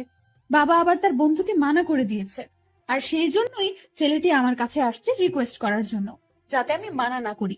তারপর তোমার কথা বললাম, তোমাকে দেখালাম। ও, এই ব্যাপার। জি, এখন বাসায় সব চলবে। সব চলবে মানে? বাসায় চলো, বাসায় গিয়েই বুঝাবো নি, ঠিক আছে পাগল? কাজ শেষে আমরা বাসায় আসলাম। প্রতিদিনের মতো আজ আমাকে আর একা খেতে হলো না, সবার সাথে বসে খাচ্ছি। বেশ ভয় নিয়েই টেবিলে বসে আছি। ধীরে ধীরে সবার সাথে পরিচিতি হলাম। খাওয়া শেষে ইরার বাবা আমাকে ডেকে বাইরে নিয়ে গেলেন। দেখো, বাসার সবাই তোমাকে মেনে নিচ্ছে, শুধু আমি বাদে। এর পেছনে কারণও আছে। তুমি সামান্য একটা মানুষ, কত বড় ফ্যামিলির দিকে হাত বাড়িয়েছো, সেটা খেয়াল করেছো? ধরো কাল তোমাদের বিয়ে দিয়ে দিলাম, তারপর আমার মেয়েকে নিয়ে উঠাবে কোথায়? স্যার, বেয়াদবি মনে না নিলে একটা কথা বলি। বলো। আপনার মেয়ে বলেছে ও কাজ করে খাওয়াবে কিছুদিন। এর মাঝে আমিও কিছু একটা করে ফেলতে পারবো ওর সাহায্যে। আমরা এমনটাই ভেবেছি। ও, বউয়ের হাতের কামাই খাবে? না, বন্ধুর হাতের কামাই খাবো। মুখের উপর কথা বলছো। আমি তো বলেই নিলাম, কিছু মনে করবেন না। ওকে, 2 দিন পর তোমাদের বিয়ে। সমাজের নিয়ম অনুযায়ী আমার মেয়েকে নিয়ে বাসা থেকে বেরিয়ে যাবে। কোথায় যাবে সেটা আমি জানি না। ওকে, জি স্যার। কথাটা ইরাকেও জানিয়ে দিও। জি। ইরার বাবা আমাদের উপর বেশ রেগে আছেন। রাগাটাই স্বাভাবিক, যা কাজ করেছি। বাইরে দেরি না করে ইরার কাছে গেলাম, গিয়ে কথাগুলো বললাম। এত তাড়াতাড়ি বিয়ে? ভাবলাম মাসখানেক একটু প্রেম টেম করবো, এখানে ওখানে ঘুরতে যাব, সেগুলো মনে হয় আর হবেই না। বিয়ের জন্য প্রস্তুতি নিতে হবে। হ্যাঁ, আগে তো বাসা ঠিক করতে হবে। তুই বেটা এত টেনশন নিতেছিস কেন? তুই বাবাকে বলেছিস বন্ধুকে বিয়ে করতেছিস, তাই না? হুম। তো তোর বন্ধু থাকতে এত টেনশন কেন? শোন, আমি একটা ফ্ল্যাট কালকের মধ্যে কিনে নিব। আর হ্যাঁ, সংসার করতে অনেক কিছু প্রয়োজন, সেগুলোও কিনতে হবে। হুম। বিয়ের পর সংসারে তুমি আমি 50-50 খরচ দিব। আমি এত টাকা কই পাবো? ও হ্যাঁ, তাও তো একটা কথা। আচ্ছা শোন, উপায় একটা বের করেছি। আমি দিব 80%, আর তুই 20%, আর ভালোবাসা দিবি তুই 99%, আর আমি 1%। কি? না, আপনি আমাকে ভালোবাসবেন না। যদি সংসারে 50-50 খরচ দিতে পারেন, ভালোবাসাটাও তেমনই ভাগ হবে। এটা কোনো কথা? তো নিজেদের মধ্যে রাজনীতি করাটা কি ঠিক? দেখ, আন্দোলন করতে থাক, কাজ হয় কিনা। মনটা একটু নরম করেন। আপনি যদি আমাকে 1% ভালোবাসা দেন, তো ভালোবাসার পিপাসায় আমি তো মারা যাব। ওই, মুখে ওসব মারা যাওয়ার কথা আনবি না। জি ম্যাম। যা রুমে গিয়ে ফ্রেশ হয়ে নে। আচ্ছা। ফ্রেশ হয়ে দরজা লাগিয়ে দিলাম, কারণ দরজা খোলা থাকলে আজ আর ঘুমাতে দিবে না। ঘুম প্রায় চলেই আসছে, সেই সময় ডাকাডাকি শুরু করলো। মুখে বিরক্তি নিয়ে দরজা খুললাম। ওই, এখনই ঘুমাচ্ছিস কেন? চা রেডি, চল ছাদে যাব। ওকে চলেন। ঘুমের 12টা বেজে গেল। দুজনে গিয়ে ছাদের মাঝখানে কিছু কাঠখড়ি দিয়ে আগুন জ্বালিয়ে নিলাম। ওনার সব কথা শুনতে হচ্ছে, এদিকে আমার নাজেহাল অবস্থা। নিচে থেকে উপরে এতগুলো কাঠখড়ি আনা, তাও আবার চোখে ঘুম নিয়ে প্রচন্ড রকমের বিরক্ত লাগছিল। আমি আর ইরা আগুনের খুব কাছাকাছি বসলাম। সে আমার শরীর ঘেঁষে বসলো। সে জগ থেকে একটা কাপে চা ঢাললো, তারপর কাপটা আমার হাতে দিয়ে বলল, আগে তুমি খাও, এই পুরোটা না, কিন্তু জাস্ট এক চুমুক, তারপর আমি, তারপর আবার তুমি খাবে। ইরা কথাটা বলে আমার হাতের মধ্যে দিয়ে হাত দিয়ে জড়িয়ে নিল। আমি এক চুমুক খেলাম, আর তারপর উনার মুখে ধরলাম। আমি যে জায়গাটায় ঠোঁট লাগিয়েছিলাম, ঠিক সেখানে সে ঠোঁট লাগিয়ে চা খেলো। খাওয়া শেষে ইরা আমার কাঁধে মাথা রাখলো। ওই, একটা গল্প বলো। রুমে গিয়ে বলবো নি? জি না শুভ সাহেব, এখানে বলেন। কি বলবো মাথায় আসছে না। আনরোমান্টিক একটা বর। তোমার কিছু বলতে হবে না, আমিই বলছি শোনো। গান বলবো, ভালোভাবে শুনবা। হুম, বলো। আমার কাছে তুমি মানে সাত রাজার ধন, আমার কাছে তুমি মানে অন্যরকম, আমার কাছে তুমি মানে আমার পোষা পাখি, দিনে রাতে বুঝিয়া তোমায় আমি দেখি, তোমার কাছে হয়তো বন্ধু আমি কিছু না, তাই তো তোমার স্বপ্নে বন্ধু আমি আসি না। এই ওয়েট ওয়েট, আমি ইরাকে গানের মাঝে থামিয়ে দিলাম। কি হয়েছে, থামালে কেন? তুমি আমার স্বপ্নে আসো তো? আরে গাধা, এটা গানের লাইনে আছে, তাই বলছি। আমি তো জানি তুমি আমাকে কেমন ভালোবাসো। তুমি গানটা পারো? হুম। ও দারুণ, তাহলে চলো একসাথে গাই। তারপর থেকে শুরু করলাম। আমি মানে তুমি, আর তুমি মানে আমি। আমার কাছে আমার চেয়ে বন্ধু তুমি দামি। গলা ফাটিয়ে দুজন গান করলাম। আমাদের আওয়াজ শুনে ছাদে ছোট বড় সবাই এসে হাজির। আমরা সবাই গোল হয়ে বসলাম। আগুনটাও বড় করা হলো। তারপর সবাই মিলে আবার গান ধরলাম। রাতটা যে এমন হবে